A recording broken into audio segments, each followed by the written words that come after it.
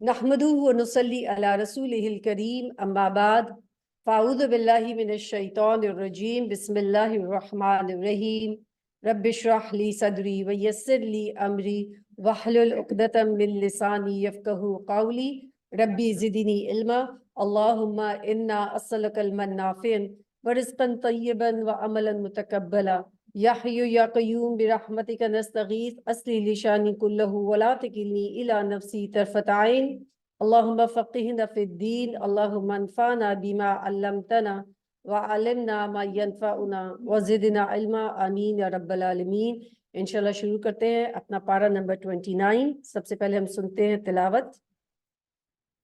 अऊज़ु बिल्लाहि मिनश शैतानिर रजीम बिस्मिल्लाहिर रहमानिर रहीम तबारकल्लज़ी बियदिहिल मुल्कु व हुवा अला कुल्लि शैइन क़दीर अल्लज़ी ख़लक़ल मौत वल हयात लियब्लुवकुम अय्युकुम अहसनु अमला वहुवल अज़ीज़ुल गफ़ूर الذي خلق سبع سماوات طباقا ما ترى في خلق الرحمن من تفاوت فارجع البصر هل ترى من فطور ثم ارجع البصر كرتين ينقلب إليك البصر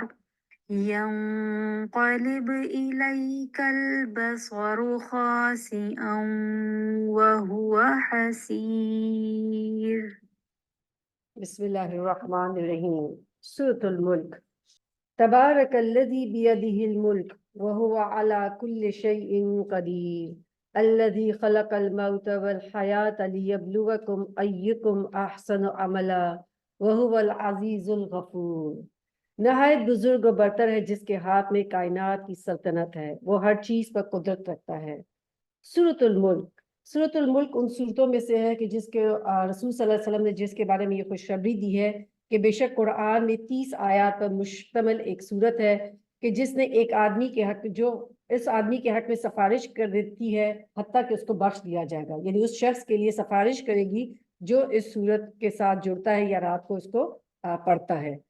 और ये वो सूरत है कि जो अजाब कब्र से रोकने वाली है। आप सल्लल्लाहु अलैहि वसल्लम रात को सूरह मुल्क और सूरह सजदा पढ़ने के बगैर नहीं सोते थे। तो अब माशाल्लाह आप सब लोगों को, मेजॉरिटी को ऑनलाइन तो आई थिंक दोनों सूरतें याद हो गई, सूरह सजदा भी और सूरह मुल्क भी।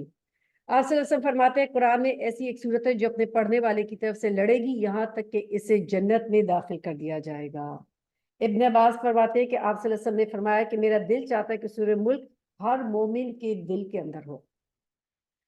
फरमाया बरकतों वाला है, निहायत बुजुर्ग और बरकत। बरकत क्या चीज होती है? बरकत का मतलब होता है कि किसी चीज के अंदर फरावानी आ जाना, दवाम आ जाना, खैर कसीर आ जाना, साबित कदमी आ जाना। जब ये बरकत के लफ्ज में यूज होता है, जब हम तबारका कहते हैं तो तबारका से मुराद है बहुत बुजुर्गी वाला, अजीम, अपनी जात और सिफात और अफाल के अंदर, यानी अपने अलावा हर एक से जो बालातर हो, वो जात बेहिसाब भलाइयों वाला। तो बरकत वाला है यानी बुजुर्ग है, बरतर है, अजीम है, वो जिसके हाथ में कायनात की सल्तनत है। अब वो हर चीज पर कुदरत रखता है, यानी जिसकी जात के अंदर इतनी सफात है तो वही इस लायक है कि वो कायनात का मालिक हो, इस सल्तनत का मालिक हो, क्योंकि वही है कि जो लोगों की मुश्किलात से उनको निकाल सकता है, लोगों की जो है हाजतें सुन सकता है, और लोगों और हर चीज पर, कायनात में जो जो कुछ हो रहा है उन सब पे अल्लाह सुब्हानहू व तआला उनको कंट्रोल करने पे कादिर है। अल्लज़ी खलक़ल मौत वल हयात लियब्लुवकुम अय्युकुम अहसनु अमला। जिसने मौत और जिंदगी को तख्लीक किया ताकि तुम लोगों को आजमा कर देखे कि तुम में से कौन बेहतरीन अमल करता है। अल्लाह सुब्हानहू व तआला ने पूरा एक जिंदगी का मकसद बता दिया कि अल्लाह सुब्हानहू व तआला ने इंसान को जिंदगी और मौत क्यों दी है, और उसमें सबसे इंपॉर्टेंट चीज क्या है कि अल्लाह ताला ये देखना चाहता है कि इसका मकसद ये है कि कौन इंसान कैसा अमल करता है, कौन क्या कमा के लेके जाते हैं। कि दुनिया में इंसानों के मरने और जीने का जो एक सिलसिला शुरू हुआ है, تو یہ اللہ سبحانہ تعالیٰ نے ایک امتحان کے طور پہ ہے کہ انسانوں میں سے کون بہتر عمل کر کے اللہ سبحانہ تعالیٰ کو راضی کرتا ہے. اور احسن عمل کے بارے میں ابن قیم فرماتے ہیں کہ وہ عمل کے جو زیادہ خالص اور زیادہ درست ہو، ایسا عمل جو اللہ کی رضا اور محبت کے موافق ہوتا ہے. یعنی وہ ایسا عمل نہیں ہے جو اللہ سبحانہ تعالیٰ کو راضی نہیں کرتا، بلکہ ایسا عمل وہ ہے کہ جس سے اللہ سبحانہ تعالیٰ راضی ہوتا ہے. اور جب بھی کوئی بھی اگر احسن عمل دیکھے تو اس میں تین چیزیں، ایک تو یہ کہ وہ اللہ کے لیے خالص ہونا چاہیے، پھر اس کے بعد یہ ہے کہ انسان اس شخص کے اندر جو احسن عمل کرتا ہے اس کے اپنے دل کے اندر تقویٰ ہو، اور تیسرا یہ کہ اس کا لوگوں کے ساتھ بھی اچھا اخلاق ہو. یعنی اللہ سے ایک تعلق ہے، ایک جو ہے اس کا تعلق بندوں کے ساتھ ہے، اور ایک اس کا تعلق اپنی ذات کے ساتھ ہے. تو اپنی ذات کے اندر اس کے اندر تقویٰ ہو، لوگوں کے ساتھ حسن اخلاق ہونا چاہیے، اور اللہ سبحانہ تعالیٰ کے لیے خالص ہو. تو اسی شخص کا احسن عمل جو ہے وہ بہتر ہوگا، یعنی وہ عمل کرے گا کہ جو احسن عمل میں شمار ہوگا. ابو ہریرہ رضی اللہ عنہ کہتے ہیں کہ آپ صلی اللہ علیہ وسلم نے فرمایا، کیا میں تمہیں نہ بتاؤں کہ تم میں سب سے بہتر کون ہے؟ صحابہ نے عرض کیا، جی ہاں یا رسول اللہ. آپ صلی اللہ علیہ وسلم نے فرمایا، وہ جس کی عمر لمبی ہو اور احسن طریقے سے عمل کرے. یعنی سب سے بہترین وہ شخص ہے کہ جس کی عمر تو لمبی ہے لیکن اس عمر کے ساتھ ڈھیر سالے جو ہے وہ اچھے اعمال کرتا ہے، تو وہ احسن عمل میں شمار ہوگا.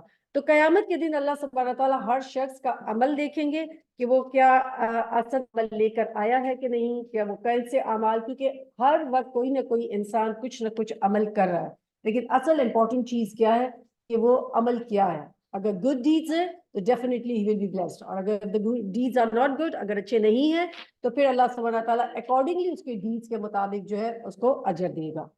اور اللہ تعالیٰ کیا ہے، وَهُوَ الْعَزِيزُ الْغَفُورُ. یعنی اللہ تعالیٰ کی کسی بھی ایسی آیت کے بعد جب اللہ تعالیٰ کی دو اسماء الحسنی آتے ہیں تو اس میں بیسیکلی شو کرنا ہی ہوتا ہے کہ اللہ سبحانہ تعالیٰ غالب بھی ہے، یعنی وہ اپنے جو بھی فیصلہ ہوگا اس کو نافذ کرنے پر اللہ تعالیٰ غالب بھی ہے، اور پھر اللہ تعالیٰ غفور الرحیم بھی ہے، یعنی معاف بھی کر دیتا ہے، غفور بھی ہے، بخش بھی دیتا ہے. جس نے طے بتائے آسمان بنائے، تم رحمان کی تخلیق میں کسی قسم کی کوئی بے رتبی نہ پاؤ گے. یعنی اللہ سبحانہ تعالیٰ نے، تفاوت کا مطلب ہوتا ہے کہ کوئی اس میں درار نہیں ہے، کوئی شگاف نہیں ہے، کوئی رخنا نہیں ہے، کہیں سے پھٹا ہوا نہیں ہے، ٹوٹا پھوٹا نہیں ہے. کیونکہ دنیا میں جتنی بھی اللہ کوئی بھی آدمی عمارت بناتے ہیں، کوئی بھی چیزیں بناتے ہیں، پیسج آف ٹائم وہ کیا ہوتے ہیں، وہ ساری خراب ہو جاتی ہیں، بوسیدہ ہو جاتی ہیں، گر جاتی ہیں. لیکن اللہ سبحانہ تعالیٰ نے جو آسمان بنایا کتنے ہزاروں سالوں سے وہ کھڑا ہوا ہے، اور کوئی اس کے اندر آج بھی اس کے اندر فرق نہیں آیا.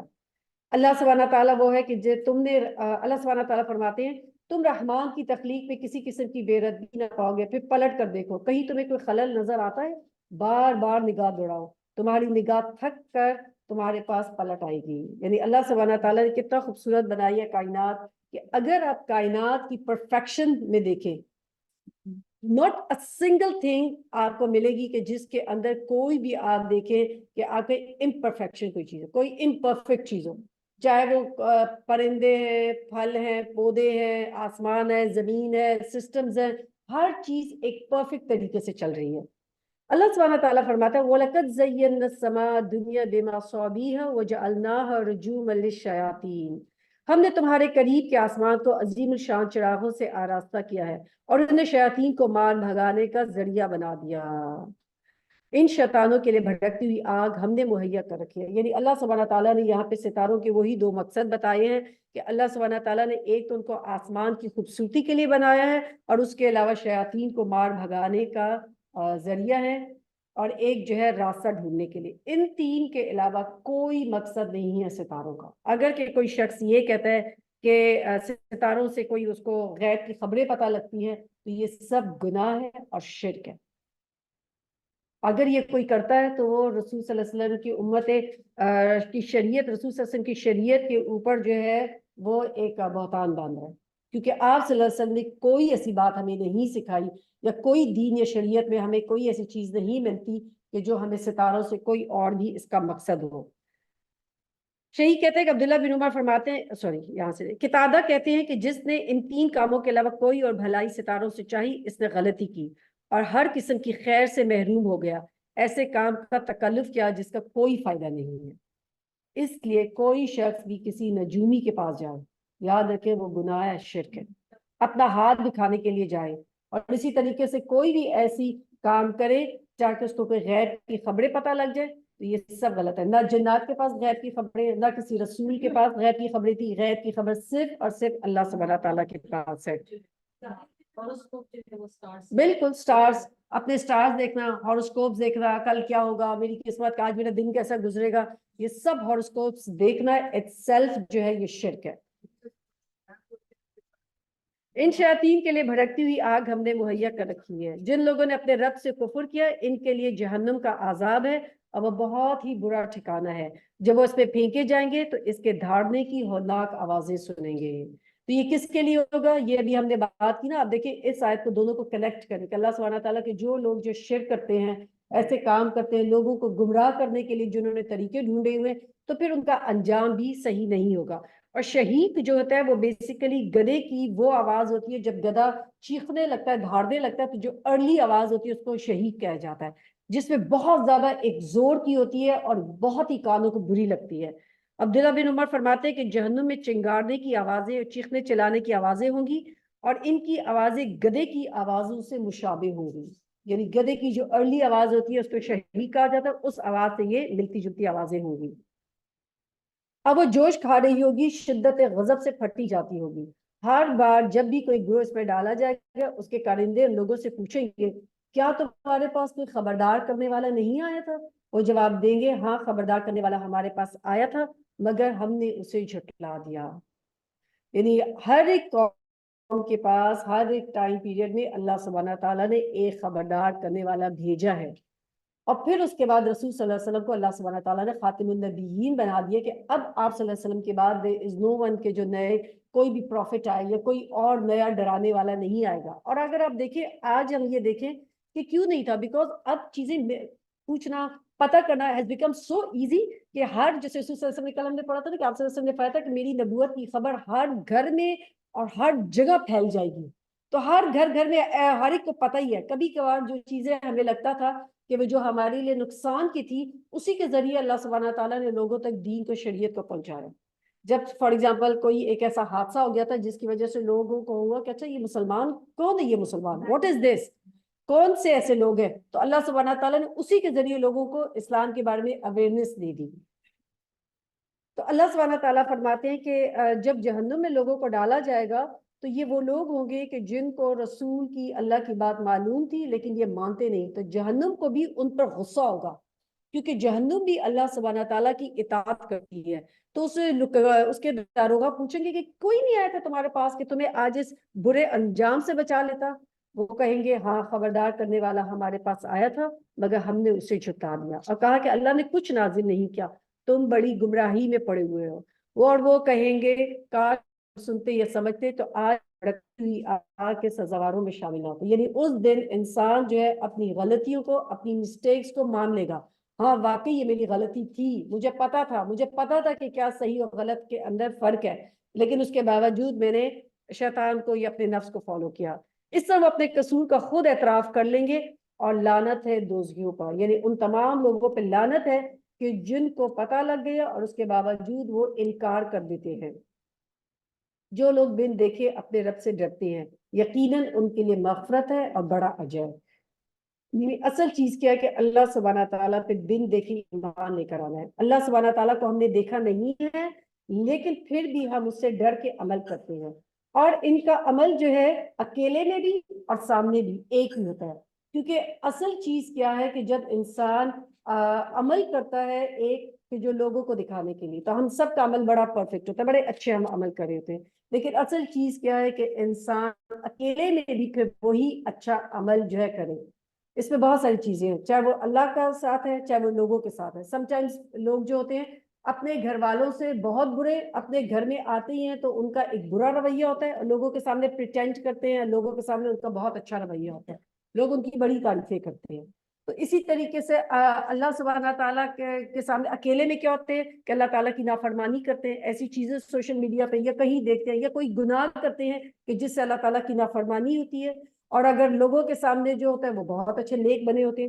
تو اللہ سبحانہ تعالیٰ کیا فرماتا ہے، اصل چیز کیا ہے کہ انسان اکیلے میں بھی اللہ سبحانہ تعالیٰ کو راضی کرنے والے اعمال کرے. آپ صلی اللہ علیہ وسلم نے فرمایا جو اپنے عمل صالح کو مخفی رکھنے کی طاقت رکھتا ہے اسے چاہیے کہ اسے مخفی رکھے. یعنی ایک تو ہے اچھا عمل، اور پھر دوسرا یہ ہے کہ اکیلے میں اچھا عمل کرے لیکن لوگوں کے سامنے ریاکاری نہ کرے، کیونکہ جب آپ لوگوں کے سامنے اچھا بنتے ہیں تو وہ کیا ہے؟ ریاکاری ہے، اس لیے کہ وہ اصل ہے نہیں جو آپ دکھاوا کریں۔ تو اصل چیز کیا ہے کہ انسان ظاہر میں بھی اور باطن میں بھی نیک ہو، خواہ چپکے سے بات کرو یا اونچی آواز سے، اللہ کے لیے یکساں ہے، وہ تو دلوں کا حال تک جانتا ہے۔ کیا وہی نہ جانے گا جس سے پیدا کیا؟ حالانکہ وہ باریک بین ہے اور باخبر بھی ہے۔ یعنی اللہ سبحانہ تعالیٰ باریک بین بھی ہے اور خبر بھی رکھتا ہے ہر چیز لوگوں کے بارے میں، کہ لوگ کس طریقے سے اپنی زندگی بسر کرتے ہیں اور کس طریقے سے وہ اپنے ان کے کھلے چھپے اقوال کیسے، اعمال کیسے، ان کی نیتیں کیسے، ان کے احسن عمل کی ہم نے بات پیچھے پڑی تھی، تو کیا واقعی وہ احسن عمل ہے کہ نہیں، وہ اللہ کی خاطر ہے لوگوں کے لیے، یہ سب کچھ جو ہے اللہ سبحانہ تعالیٰ ہر ایک کے بارے میں جانتا ہے۔ وہی تو جس سے تمہارے لیے زمین کو تابع کر رکھا ہے، چلو اس کی چھاتی پر کھاؤ اللہ کا رزق، اسی کے حضور تمہیں دوبارہ زندہ ہو کر جانا ہے۔ کیا تم سے بے خوف ہو گئے ہو جو زمین میں تمہیں زمین جو آسمان میں ہے تمہیں زمین میں دھسا دے اور یک زمین ہلنے شروع ہو جائے؟ کیا تم اس سے بے خوف ہو گئے ہو کہ وہ جو آسمان میں تم پر پتھراؤ کرنے والی بھیج دے، پھر تمہیں معلوم ہو کہ میری تنبیہ کیسی ہے؟ اور آج آپ نے دیکھے سنک ہولز جو ہوتے ہیں وہ کیا ہوتی ہے کہ زمین جو ہے دھنس جاتی ہے، تو اللہ سبحانہ تعالیٰ کے لیے کوئی مشکل نہیں کہ زلزلے سے تباہی لے آئے، کہ سنک ہولز کے ذریعے، کہ طوفانوں کے ذریعے، اللہ سبحانہ تعالیٰ کے لیے ایک جو کہتے ہیں نا کن فیکون، ہو جائے وہ ہو جائے گا۔ اس لیے ہر ایک انسان کو یہ دیکھ رہا ہے کہ میرا عمل کیسا ہے، میں کس طرح اللہ سبحانہ تعالیٰ سے ملاقات کرنے والا ہوں۔ ان سے پہلے گزرے ہوئے لوگ جھٹلا چکے ہیں، پھر دیکھ لو میری گرفت کیسی تھی۔ اولم یرو الی الطیر فوقہم صافات ویقبض ما یمسکہن الا الرحمن انہ بکل شیء بصیر۔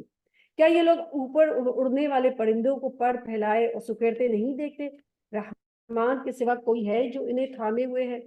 یعنی جو پرندہ ہوا میں اڑ رہا ہوتا ہے اس کو اڑانے والا اور اس کو ہوا میں تھامے ہوئے اللہ سبحانہ تعالیٰ ہی اس کی حفاظت کر رہا ہوتا ہے۔ ہر پرندے کو اللہ سبحانہ تعالیٰ نے ایک ساخت دی ہے جس سے وہ اڑنے کے قابل ہے۔ اب آپ دیکھیں کہ اگر کوئی انسان کے ساتھ پر لگا دے تو وہ اڑ نہیں سکتا، لیکن پرندہ باوجود اس کے اللہ سبحانہ تعالیٰ نے جو ہے اس کو ایک بھاری جسم بھی دیا ہے جو ہوا سے زیادہ ہے، لیکن اس کے باوجود ہوا لائٹ ہوتی ہے، پرندہ بھاری ہوتا ہے، اس کے باوجود شتر مرغ کا آپ نے کبھی سائز دیکھا؟ پھر بھی وہ اڑ جاتا ہے، کیوں؟ کہ اللہ سبحانہ تعالیٰ یہ جو ان کو تھامے ہوئے۔ تو اللہ سبحانہ تعالیٰ ہی نے پرندے کو طریقہ سکھایا اڑنے کا، اللہ سبحانہ تعالیٰ پرندوں کو اڑنے کی ساخت دیتا ہے، اور پھر اس کی وجہ سے جب یہ ہوا میں ہوتے ہیں تو اللہ تعالیٰ ان کو تھامتا ہے۔ تو یہ اس سے بتانے کا مقصد یہ ہے کہ ایون جو چیز ہوا میں اڑتی ہے ان سب کو تھامنے والا اللہ ہی ہے۔ جب تک اللہ تعالیٰ چاہتا ہے ایک جہاز بھی آسمان میں اڑتا رہتا ہے، اور جب اللہ سبحانہ تعالیٰ نہیں چاہتا وہ جہاز نہیں اڑتا، وہ گر جاتا۔ تو یہ سب اللہ سبحانہ تعالیٰ کی طرف سے، وہی ہر چیز پر نگہبان ہے۔ بتاؤ آخر وہ کون سا لشکر تمہارے پاس ہے جو رحمان کے مقابلے میں تمہاری مدد کر سکتا ہو؟ حقیقت یہ کہ منکرین دھوکے میں پڑے ہوئے ہیں۔ یا پھر بتاؤ کون ہے جو تمہیں رزق دے سکتا ہو اگر رحمان اپنا رزق روک لے؟ دراصل یہ لوگ سرکشی و حق سے گریز پر اڑے ہوئے ہیں۔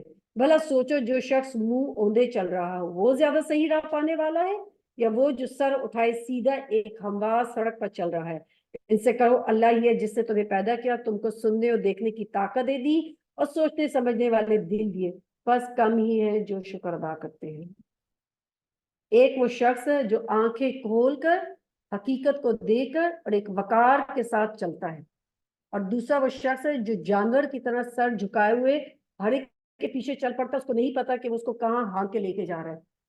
کیا دونوں برابر ہو سکتے ہیں؟ ڈیفینیٹلی برابر نہیں ہو سکتے۔ تو اللہ سبحانہ تعالیٰ یہی فرما رہے ہیں کہ ایک وہ شخص ہے کہ جو اچھا عمل کرتا ہے، اس کو اللہ تعالیٰ نے جب دیا ہوا ہے، دل دیے، سماعت دی، بصارت دی، اور پھر اس کے بعد وہ ان کو استعمال کرتا ہے اور اللہ سبحانہ تعالیٰ کے قریب ہوتا ہے اور اپنی زندگی کو ایک بہت اچھے طریقے سے اللہ سبحانہ تعالیٰ کی اطاعت میں، رسول کی پیروی میں گزارتا ہے۔ کیا یہ اور ایک ایسا شخص جو جانور جیسے زندگی گزارے برابر ہے؟ ڈیفینیٹلی برابر نہیں ہوں گے۔ ان سے کہو اللہ ہی ہے جس نے تمہیں زمین میں پھیلایا اور اسی کی طرف تم سمیٹے جاؤ گے۔ یہ کہتے ہیں اگر تم سچے ہو تو بتاؤ یہ وعدہ کب پورا ہوگا؟ تو اس کا علم تو اللہ کے پاس ہے، یعنی قیامت کب آئے گی صرف اللہ کے علاوہ اور کوئی بھی نہیں جانتا۔ میں تو بس صرف خبردار کر دینے والا ہوں، پھر جب یہ اس چیز کو قریب آتا دیکھ لیں گے تو ان سب لوگوں کے چہرے بگڑ جائیں گے جنہوں نے انکار کیا۔ اس وقت ان سے کہا جائے گا کیا یہی ہے وہ چیز جس کے لیے تم تقاضا کر رہے تھے؟ ان سے کہو کبھی تم نے سوچا کہ اللہ خواہ مجھے اور میرے ساتھیوں کو ہلاک کر دے یا ہم پر رحم کرے، کافروں کو دردناک عذاب سے کون بچا لے گا؟ ان سے کہو وہ بڑا رحیم ہے، اس پر ایمان لائے ہیں اور اسی پر ہم بھروسہ کرتے ہیں۔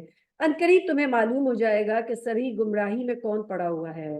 قل ارأیتم ان اصبح ماؤکم غورا فمن یأتیکم بماء معین، کہو کبھی تم نے یہ سوچا اگر تمہارے کنووں کا پانی زمین میں اتر جائے تو کون ہے جو اس پانی کی بہتی ہوئی سوتے تمہیں نکال ملا دے گا؟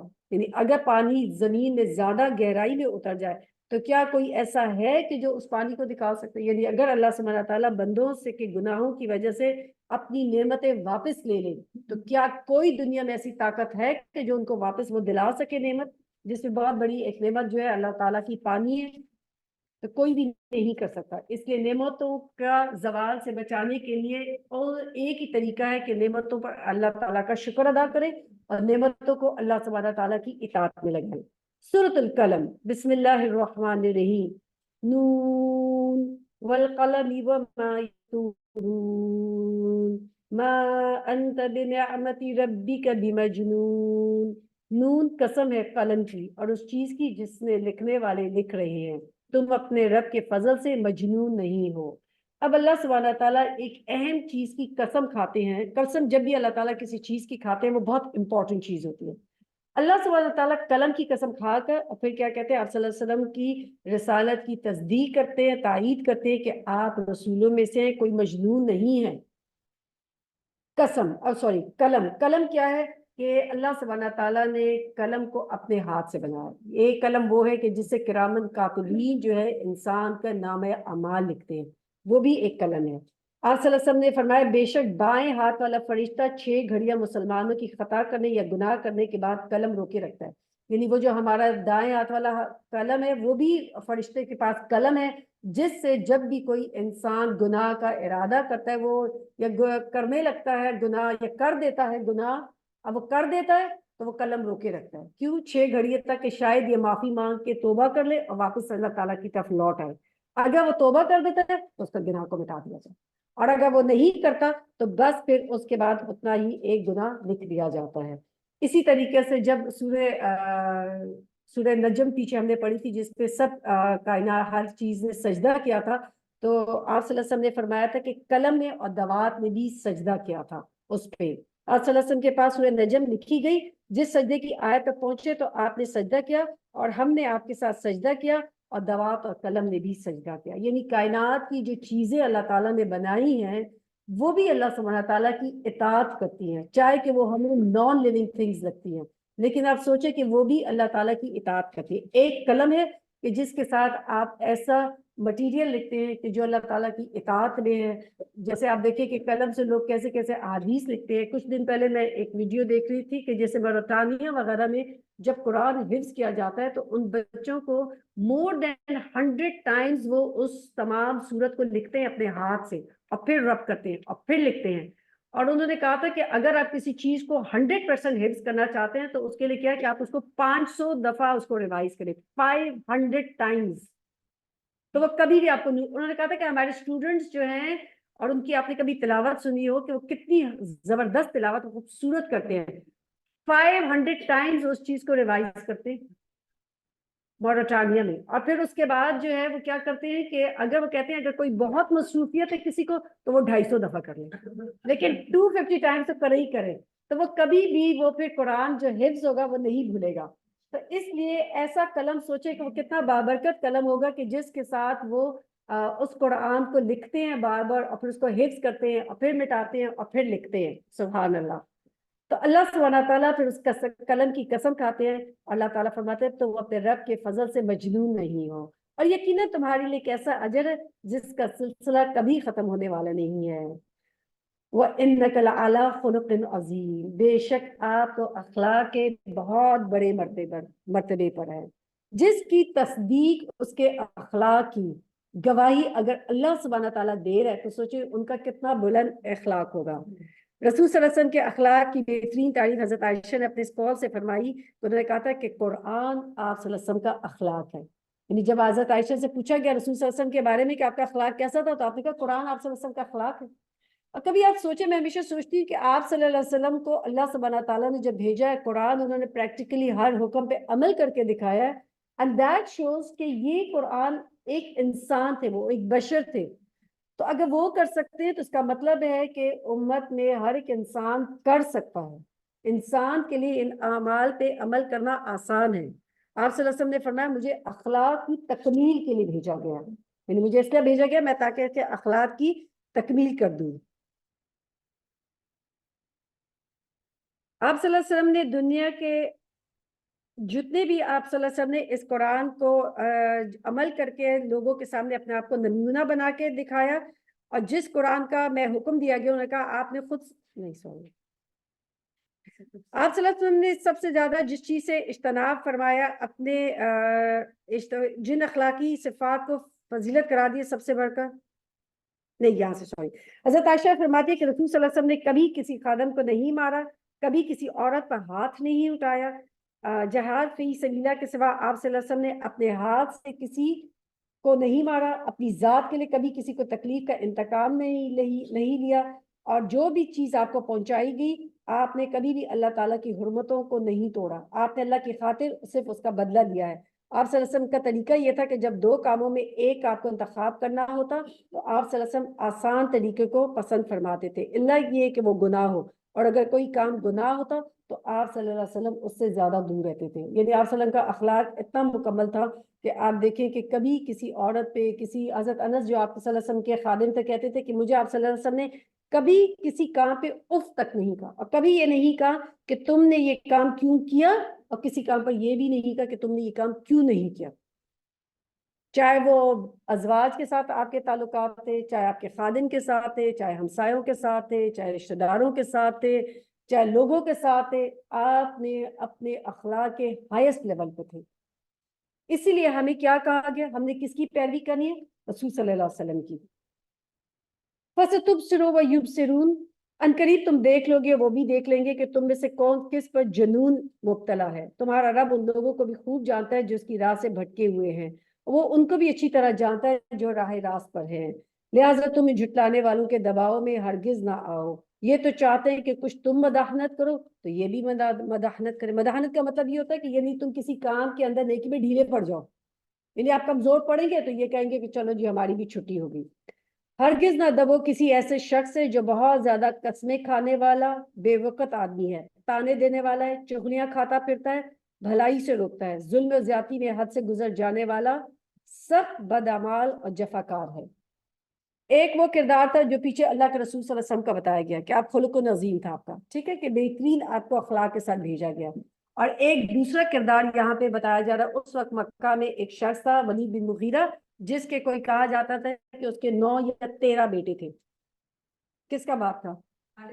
خالد بن ولید کا۔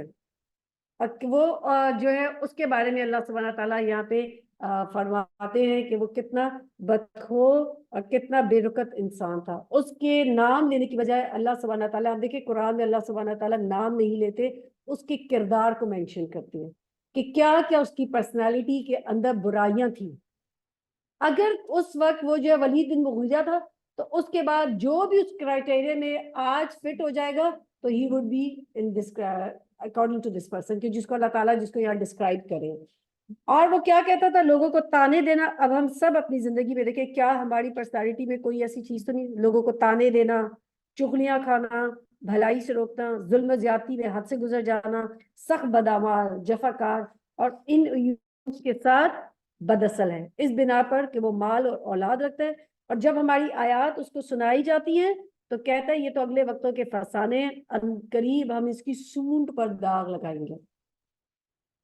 سونٹ پہ کیوں؟ کہ انسان کی ناک بڑی اونچی ہوتی ہے نا، تبھی ہم کہتے ہیں تمہاری ناک بڑی لمبی ہے، کہ جس کے اندر یہ تکبر کی نشانی ہوتی ہے، کہ تکبر کی وجہ سے اللہ سبحانہ کہ جو آج یہ بہت اپنے آپ کو بڑا سمجھتا ہے، اسی اس کے اوپر اللہ سبحانہ تعالیٰ اس کو داغیں گے اور اس کو سزا دی جائے گی۔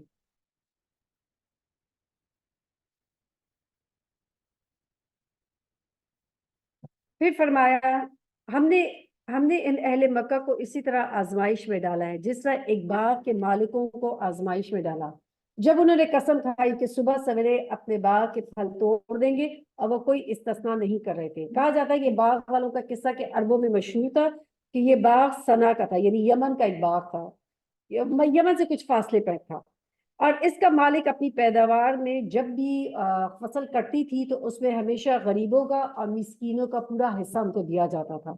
لیکن اس کے مرنے کے بعد اس کی اولاد نے کہا کہ بھائی اس جو پوری پیداوار ہے اس کے مالک تو ہم ہیں، ان غریبوں کو ہم کیوں اس پہ حصہ رکھیں. تو اس نے کیا کیا کہ اس کے مرنے کے بعد انہوں نے کہا کہ اب جب فصل کٹے گی تو ہم کیا کریں گے، کسی کو کوئی حصہ نہیں دیں گے. اللہ سبحانہ تعالیٰ کا اس وجہ سے کہ انہوں نے اس میں سے حصہ نہیں رکھا یا صدقہ نہیں کیا تو پورے باغ پر ایسا طوفان آیا کہ پورے باغ کو تباہ کر دیا گیا. اللہ سبحانہ تعالیٰ وہی فرماتے ہیں جب انہیں قسم کھائی صبح سویرے اپنے باغ کے پھل توڑیں گے، اور وہ کوئی استثنا نہیں کر رہے تھے. رات کو وہ سوئے پڑے تھے کہ تمہارے رب کی طرف سے ایک بلا اس باغ پر پھر گئی، اور اس کا حال ایسا ہو گیا جیسے کٹی ہوئی فصل. صبح لوگوں نے ایک دوسرے کو پکارا کہ اگر پھل توڑنے تو سویرے سویرے اپنی کھیتی کی طرف چل نکلو. چنانچہ وہ چلے اور آپس میں چپکے چپکے کہتے جاتے تھے آج کوئی مسکین تمہارے باغ کے قریب بھی نہ آئے. صبح سویرے کیوں کہ وہ اس سے پہلے اٹھنے سے پہلے ان کے جا کے ہم اپنی فصل کاٹ لیں. اور وہ کچھ دینے کا اور کچھ نہ دینے کا فیصلہ کیے ہوئے صبح سویرے جلدی جلدی اس طرح وہاں گئے جیسے کہ وہ پھل توڑنے پر قادر ہیں. اگر جب باغ کو دیکھا تو کہنے لگے ہم راستہ بھول گئے ہیں، نہیں بلکہ ہم محروم کر دیے گئے ہیں. یعنی کیا تھے، محروم کر دیے گئے، کیونکہ جب بھی کسی مال میں غریبوں کا مسکینوں کا حصہ نہیں رکھا جاتا اس میں کبھی بھی برکت نہیں ہوتی. جس میں آپ رکھیں گے اس میں قسم کھا کے آپ صلی اللہ علیہ وسلم نے کہا تھا کہ اس میں ہمیشہ برکت ہوگی. جس مال سے آپ لوگوں کے زکوٰۃ دیتے ہیں، صدقات کرتے ہیں. ایک دفعہ آپ صلی اللہ علیہ وسلم نے حضرت اسما رضی اللہ عنہا کو دیکھا کہ وہ پیسے گن گن کے رکھ رہی ہیں، تو آپ صلی اللہ علیہ وسلم نے فرمایا اسما گن گن کر نہ رکھو ورنہ اللہ بھی گن گن کر دے گا. تو اس سے بہت زیادہ ہوتا ہے نا، لوگ ایک ایک روپے ایک ایک چیزیں گن گن کے رکھتے ہیں، میں بہت زیادہ مال میں پرفیکٹ ہوں، میں یہ چیزیں اللہ تعالیٰ کو نہیں پسند. ہر چیز کو بس گن گن کی بہت زیادہ پرفیکشن بننے کی نہیں، کیونکہ اللہ سبحانہ تعالیٰ کیا ہوتا ہے کہ اس سے پھر مال سے برکت اٹھ جاتی ہے. اس سے ہمیں یہ بھی پتہ لگتا ہے کہ جب بھی کوئی چیز کے لیے اگر انسان آپ دیکھیں کہ یہاں پہ ان لوگوں نے ابھی عمل کیا نہیں تھا، ارادہ کیا تھا، اور اس ارادے کی وجہ سے اس باغ کے اوپر ایسی ہوا چلی کہ پورا باغ تباہ ہو گیا. تو اس لیے کچھ ارادوں پہ بھی اللہ سبحانہ تعالیٰ پکڑ کرتے ہیں. تو ہر شخص دیکھے کہ میں نیکی کے لیے جو ارادہ کرتا ہوں یا یہ کہ میں جو ہے برائی کے لیے ارادہ کرتا ہوں، کہ کبھی کبھار کچھ ایسے اعمال پہ بھی انسان کی پکڑ ہو جاتی ہے کہ جو چاہے آپ نے ابھی نہیں بھی کیے. اور اس سے یہ بھی پتہ لگتا ہے کہ ہمیشہ لوگوں کے لیے خیر خواہ بنے. اگر آپ کی نیت اچھی ہوگی، لوگوں کے خیر خواہ ہوں گے، تو اللہ سبحانہ تعالیٰ آپ کی زندگی میں، آپ کے مال میں، آپ کے بچوں میں، ہر چیز میں، رزق میں برکت دے گا.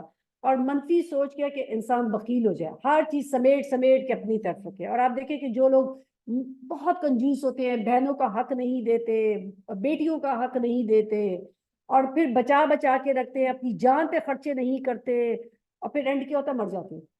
بڑی بڑی جائیدادیں بنا بنا کے مر جاتے ہیں، نہ اپنی جان پہ لگایا اور کیا ہوا، پھر کوئی فائدہ نہیں ہوا.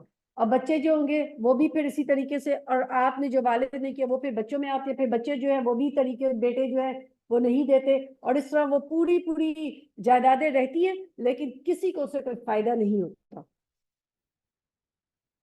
پھر اس کے بعد ایک یہ بھی اس میں چیز ہے کہ جب بھی کسی پہ خرچ کرے اس میں من اور رضا نہ ہو. 3 چیزیں نہیں ہونی چاہیے، من، رضا.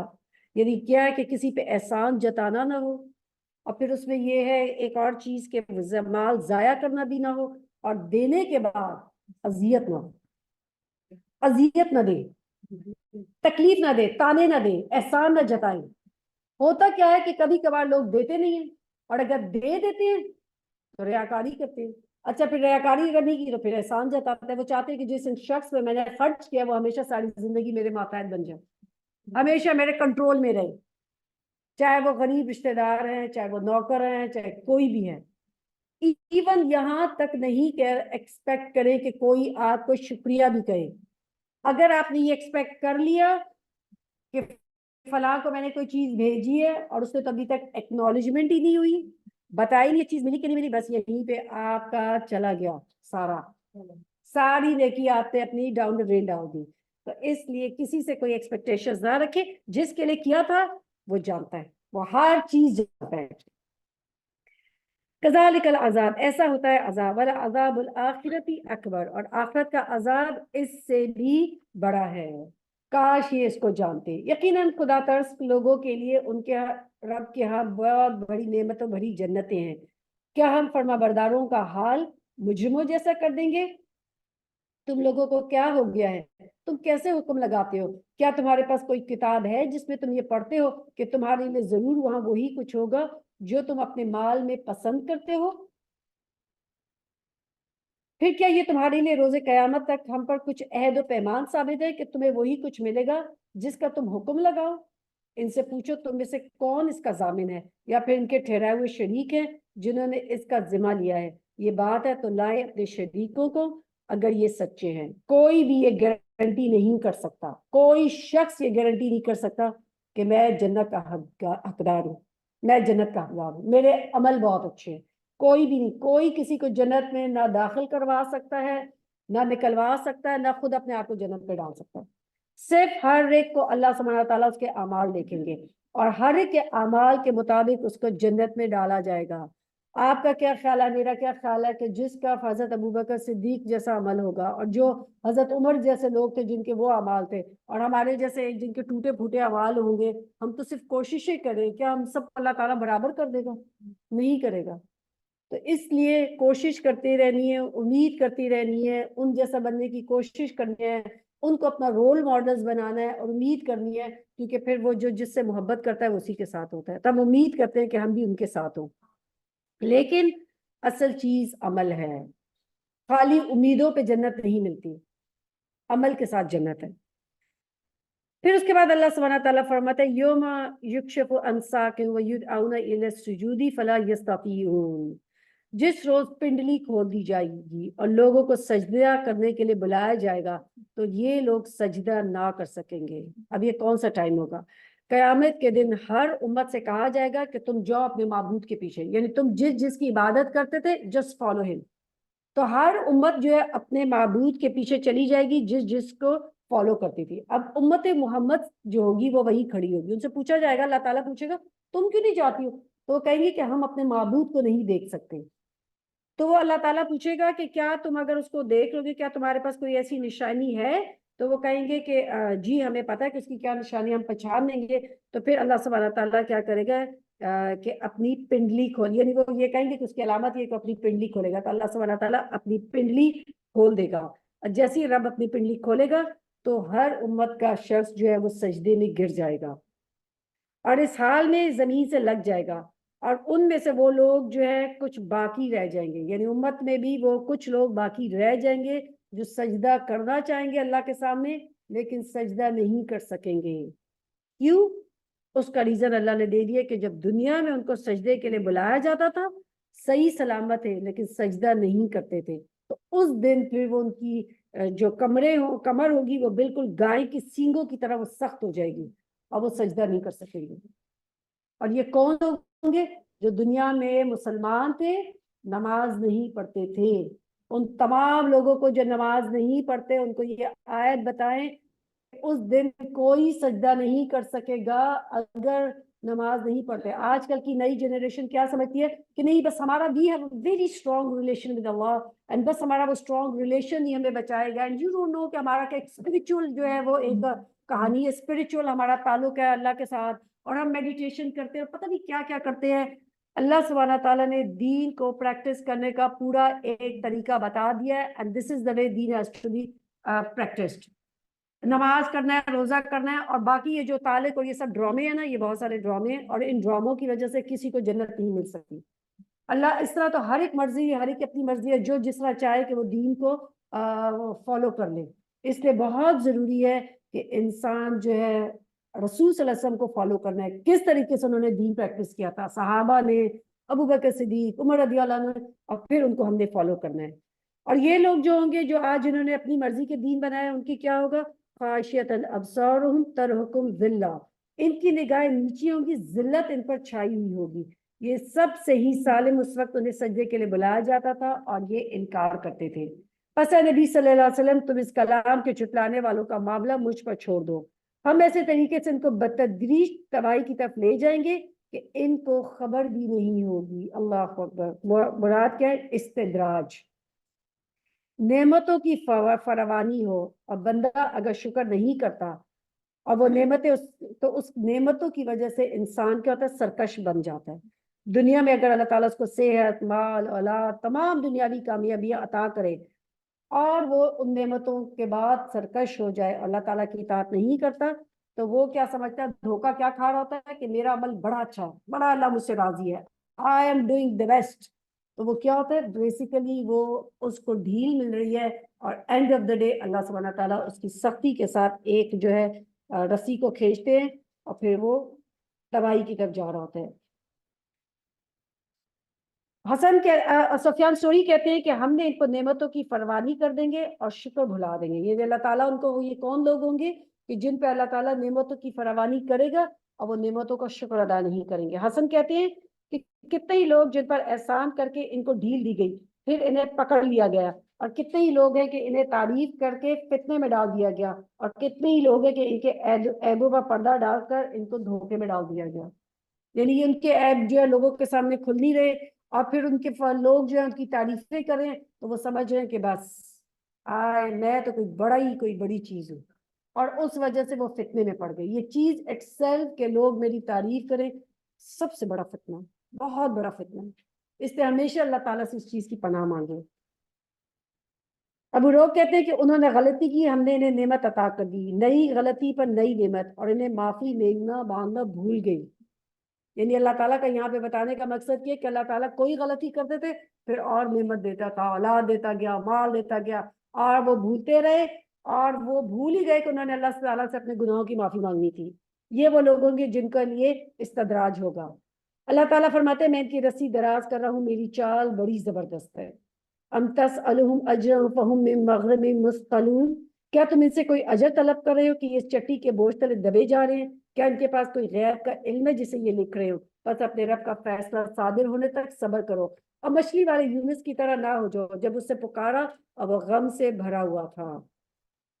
اگر اس کے رب کی مہربانی اس کے شامل حال نہ ہوتی تو وہ مذموم ہو کر چٹھیل میدان میں پھینک دیا جاتا۔ آخر کار اس کے رب نے اس کو برگزیدہ فرما لیا اور اسے صالح بندوں میں شامل کر دیا، یعنی غلطی کی، معافی مانگ لی تو اللہ نے معاف کر دیا۔ جب بھی کافر لوگ کلام نصیحت قرآن سنتے ہیں تو تمہیں ایسی نظروں سے دیکھتے ہیں کہ تمہارے قدم اکھاڑ دیں گے۔ رسول صلی اللہ علیہ وسلم کی محفل میں آ کے رسول صلی اللہ علیہ وسلم کو ایسی آنکھوں سے دیکھتے تھے کہ آپ صلی اللہ علیہ وسلم کو نظر لگا دیں۔ تو یاد رکھیں نظر برحق ہے، نظر برحق ہے، اور کبھی کبھار لوگوں کی لگ جاتی ہے، کبھی خود کی بھی نظر لگ جاتی ہے۔ تو جب کسی کی آپ کوئی بھی اچھی چیز دیکھیں، کسی کی کوئی کوالٹی دیکھیں، صلاحیت دیکھیں، تو آپ اس کو دعا دیں، اس کو دعا دیں ماشاء اللہ لا قوت اس کو دعا دیں تبارک اللہ، مبارک ہو، جیسے ہم نہیں کہتے مبارک ہو، تو یہ کیا ہے؟ برکت کی دعا دیتے ہیں۔ اور پھر اس کے بعد اگر کہ فار ایگزامپل آپ اپنی کوئی چیز دیکھیں کہ آپ کو اپنے بچے بہت اچھے لگتے ہیں، آپ کا بچہ حفظ کرے مثال کے طور پہ، ایسے بچے کو اتنی جلدی نظر لگ جاتی ہے، آپ کہتے ہیں کتنا اچھا میرا بیٹا قرآن پڑھتا ہے، کتنی اچھی اس کی میموری ہے، اب یہی بچہ جو ہے وہ سب کچھ بھولنے لگے گا، تو کیا ہوگا؟ ماشاء اللہ لا قوت الا باللہ، کوئی لا حول ولا قوت الا باللہ، کسی کے پاس ہے ہی نہیں قوت مگر یہ سب اللہ کی طرف سے نہیں۔ تو اس کو یہ کہنا چاہیے۔ اور اسی طریقے سے اگر کہ کسی کو ڈر ہو کہ فلاں انسان آیا تھا، اسے تعریف کی، اس کی نظر لگ گئی ہے، تو آپ اس کو کہہ دیں کہ اپنے غسل کا جو ہے نچلے ڈھر کا پانی جو ہے وہ جمع کر کے دے دے، اور اس پانی سے اگر نہایا جائے تو اس سے بھی نظر جو ہے اتر جاتی ہے۔ ایکچولی کیا ہوتی ہے کہ نظر سے بھی ایک انسان کے آنکھوں کے اندر سے ایک ایسی ریز یا ویوز نکلتی ہیں کہ جو دوسرے انسان کو نقصان دے دیتی ہے، تو اس کی وجہ سے۔ اور پھر اگر آپ صبح شام کی اپنی دعائیں پڑھتے ہیں نا تو یہ ایک ڈھال ہے جو ہم اپنے گھیراؤ اپنے گرد کریں، تو اس لیے اس کو، اور اسی طریقے سے معوذتین وغیرہ وہ بھی پڑھ لینے سے انسان جو بچ جاتا ہے۔ پھر فرمایا کہتے ہیں کہ یہ ضرور دیوانہ ہے، وما ہوا الا ذکر للعالمین، حالانکہ یہ تو سارے جہان والوں کے لیے ایک نصیحت ہے۔ سورۃ الحاقہ۔ بسم اللہ الرحمن الرحیم۔ الحاقہ ما الحاقة وما أدراك ما الحاقة كذبت ثمود وعاد بالقارعة فأما ثمود فأهلكوا بالطاغية وأما عاد فأهلكوا بريح صرصر عاتية. बिस्मिल्लाहिर्रहमानिर्रहीम। अल्हाक़ मलहाक़। होनी शुद्धि क्या है? वो होनी शुद्धि, और तुम क्या जानो कि वो होने वाली क्या है। मुराद क्या है कि जो हक हो गई, हक हो गई। और वो हक हो गई से मुराद क्या है? साबित हो जाने वाली। हक इसी से, ये हक रूट वर्ड से हाका है, जो हक हो गई। हक होने वाली क्या है और तुम क्या जानो कि वो क्या है, यानी कयामत को नामों में से है अल्हाक़। कज़्ज़बत समूद व आदम बिल क़ारिया। समूद और आद ने उस अचानक टूट पड़ने वाली आफत को झुटलाया। अलकारे कहते हैं अरबी जबान में ठोकने वाली, खड़खड़ाने वाली। एक चीज को दूसरी चीज पे मारा जाए तो उसके लिए लफ्ज बोला जाता है। कुफार मक्का जो कयामत को झुटला रहे थे, तो उनको इसकी खबर दी जा रही है कि इससे पहले समूद और आद ने भी इसको झुटलाया था। तो तुम मानो कि या ना मानो, वो तो होना ही है दिन, वो तो आना ही है, वो कयामत का दिन। कयामत का दिन जो है एक अटल हकीकत है, and that is going to happen. तो समूद एक हादसे से हलाक कर दिए गए, और आद एक बड़ी शदीद तूफानी आंधी से तबाह कर दिए गए। यानी ऐसी ठंडी हवा थी जो कितने दिन तक चलती रही। अल्लाह ताला ने उस मुसलसल 7 रात और 8 दिन तक उसको मुसलसल रखा। तुम वहां होते तो देखते कि वहां इस तरह पिछड़े हुए पड़े हैं जैसे खजूर के बोसीदा तने हो। अब क्या इनमें से कोई बाकी बचा नजर आता है? और इस खताए जमीन का इर्तिकाब फिरौन और उसके पहले लोगों ने और तलपट हो जाने वाली बस्तियों ने किया। इन सब ने अपने रब के रसूल की बात न मानी, तो उसने उनको बड़ी सख्ती के साथ पकड़ा। जब पानी का तूफान हद से गुजर गया, तो हमने तुमको कश्ती में सवार कर दिया ताकि इस वाक़े को तुम्हारे लिए एक सबक आमोज यादगार बना दे, और याद रखने वाले कान इसको महफूज रखे। फिर जब एक दफा सूर में फूंक मार दी जाएगी और जमीन और पहाड़ों को उठाकर एक ही चोट में रेजा रेजा कर दिया जाएगा, उस रोज वो वाक़या होने वाला वाक़या पेश आ जाएगा। उस दिन आसमान फटेगा और इसकी बंदिशें ढीली पड़ जाएंगी। फरिश्ते इसके अतराफ और जानिब में होंगे, और 8 फरिश्ते उस रोज तेरे रब का अर्श अपने ऊपर उठाए हुए होंगे। वो दिन होगा जब तुम लोग पेश किए जाओगे, तुम्हारा कोई राज भी ना छुपा जाएगा। ऐसी कयामत होगी कि हर कान दिल हर चीज दहल जाएगा उस कयामत से। और अल्लाह सुब्हाना ताला के ये हामिलीन अर्श हैं, जो 8 फरिश्ते हैं, जो अल्लाह सुब्हाना ताला का अर्श उठाए हुए आएंगे। उस वक्त जिसका नाम है अमाल उसके सीधे हाथ में दिया जाएगा, वो कहेगा लो देखो पढ़ो मेरा नाम है अमाल। मैं समझता था कि मुझे जरूर अपना हिसाब मिलने वाला है। बस वो दिल पसंद ऐश में होगा, आली मकाम जन्नत में होगा, जिसके फलों के गुच्छे झुके पड़े होंगे। ऐसे लोगों से कहा जाएगा मजा से खाओ और पियो अपने अमाल के बदले में, जो तुम गुजरे हुए दिनों में किए करते थे। कौन लोग थे कि जिनका नाम है अमाल उनके सीधे हाथ में दिया जाएगा। दुनिया में ऐसा होता है जब किसी का रिजल्ट बहुत अच्छा हो, हर एक को दिखाते फिरते हैं। जिन बच्चों का रिजल्ट अच्छा होता है हर एक के पास जाएंगे, ये देखिए मेरा रिजल्ट में क्लास में फर्स्ट आया हूँ। खुशी कैसे उनके चेहरे दमक रहे होते हैं उनके। ऐसा ही होगा कयामत वाले दिन। जिनके नाम है अमाल उनके राइट हैंड में दिए जाएंगे, खुशी से उनके चेहरे दमक रहे होंगे, और खुला खुला बिल्कुल सामने करके दिया जाएगा नाम है अमाल। और उसके बरक्स वो लोग कि जिनके नाम है अमाल वो अम्मा मन ऊतिया किताबहू बिशमाली, और जिसका नाम है अमाल उसके बाएं हाथ में दिया जाएगा। वो कहेगा काश मेरा नाम है अमाल मुझे दिया ही ना गया होता, और मैं ना जानता कि मेरा हिसाब क्या है। जो बच्चा फेल हो जाए वो क्या कहता है? काश रिजल्ट ही ना निकलता आज।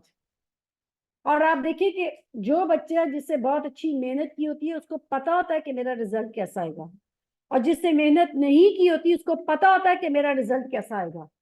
وہ رزلٹ کے آنے کو کہتا ہے کاش بس اس کو کہو جب رزلٹ نکل آیا تو اس کو تو ایک پریشانی ہوتی ہے ہائے نکل آیا، اس کو کوئی خوشی نہیں ہوتی اس خبر کی. کیوں؟ اس کو پتا ہوتا ہے کہ وہ کیا کر کے آیا، اس نے کیا محنت کی تھی، وہ کیا لکھ کے آیا اپنے پیپر میں. تو قیامت والے دن ہر ایک انسان کو پتا ہوگا کہ میں نے کیا اعمال کیے تھے. وہ کہے گا کاش میری وہی موت جو دنیا میں آئی ہوتی وہی فیصلہ کن ہوتی، یعنی میں ایک دفعہ بھی مر جاتا. آج میرا مال میرے کچھ نہ کام آیا، میرا سارا اقتدار ختم ہو گیا. حکم ہوگا پکڑو اسے اور اس کی گردن میں توک ڈال دو، پھر اسے جہنم میں جھونک دو، پھر اس کو 70 ہاتھ لمبی زنجیر میں جکڑ دو. اب یہ کیا ہے 70 ہاتھ؟ یہ اللہ سبحانہ تعالیٰ جانتا ہے کہ وہ کیسی ہوگی، لیکن یہ شخص ہوگا کہ جس کو اس طرح جھونکا جائے گا، جہنم میں زنجیروں میں باندھا جائے گا. یہ نہ اللہ بزرگ کو برتر پر ایمان لاتا تھا، نہ مسکین کو کھانا کھلانے کی ترغیب دیتا تھا. دو چیزیں یہاں جو خاص اللہ نے اپنے حق کے بات کہی ہے، اپنا حق اور مسکین کا حق. مسکین کو ادا نہیں کرتا تھا. مسکین پر وہ شخص ہے جس کے دروازے بند تھے. یاد رکھیں جو مسکین کا دروازہ بند کرتا ہے اللہ اس پہ دروازہ بند کر دیتا ہے، اور اللہ اس کی کوئی حاجت نہیں سنتا. تو اس لیے جو بھی مسکین ہو کچھ اس کو ضرور دیں. ایک صحابیہ کہتی ہے میں نے رسول صلی اللہ علیہ وسلم سے پوچھا کیا یا رسول اللہ، اللہ کی قسم بعض اوقات کوئی مسکین میرے دروازے پر آ کر کھڑا ہوتا ہے، مجھے شرم آتی ہے کہ میرے گھر میں کچھ بھی نہیں ہوتا کہ میں اس کو دوں. تو آپ صلی اللہ علیہ وسلم نے فرمایا تھا اس کے ہاتھ میں کچھ نہ کچھ ضرور رکھ دو، چاہے کہ جلا ہوا کھڑی کیوں نہ رکھ دو، یعنی خالی ہاتھ نہ بھیجو.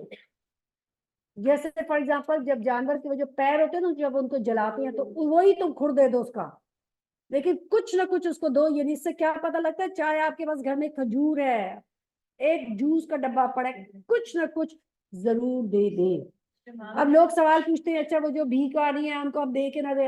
ایوری ٹائم ایک ہی کوشچن ہوتا ہے، آپ اپنے گھر میں اپنی گاڑی میں کوئی ایسی چیز رکھ لیں، کوئی پانی کی بوتل دے دیں، کوئی چاکلیٹ دے دیں، کوئی سویٹس دے دیں، کچھ نہ کچھ دے دیں، کیونکہ بڑا ایک مشکل ٹائم ہوتا ہے سم ٹائمز کہ ان کی جگہ جو باہر کھڑے ہم بھی ہو سکتے تھے.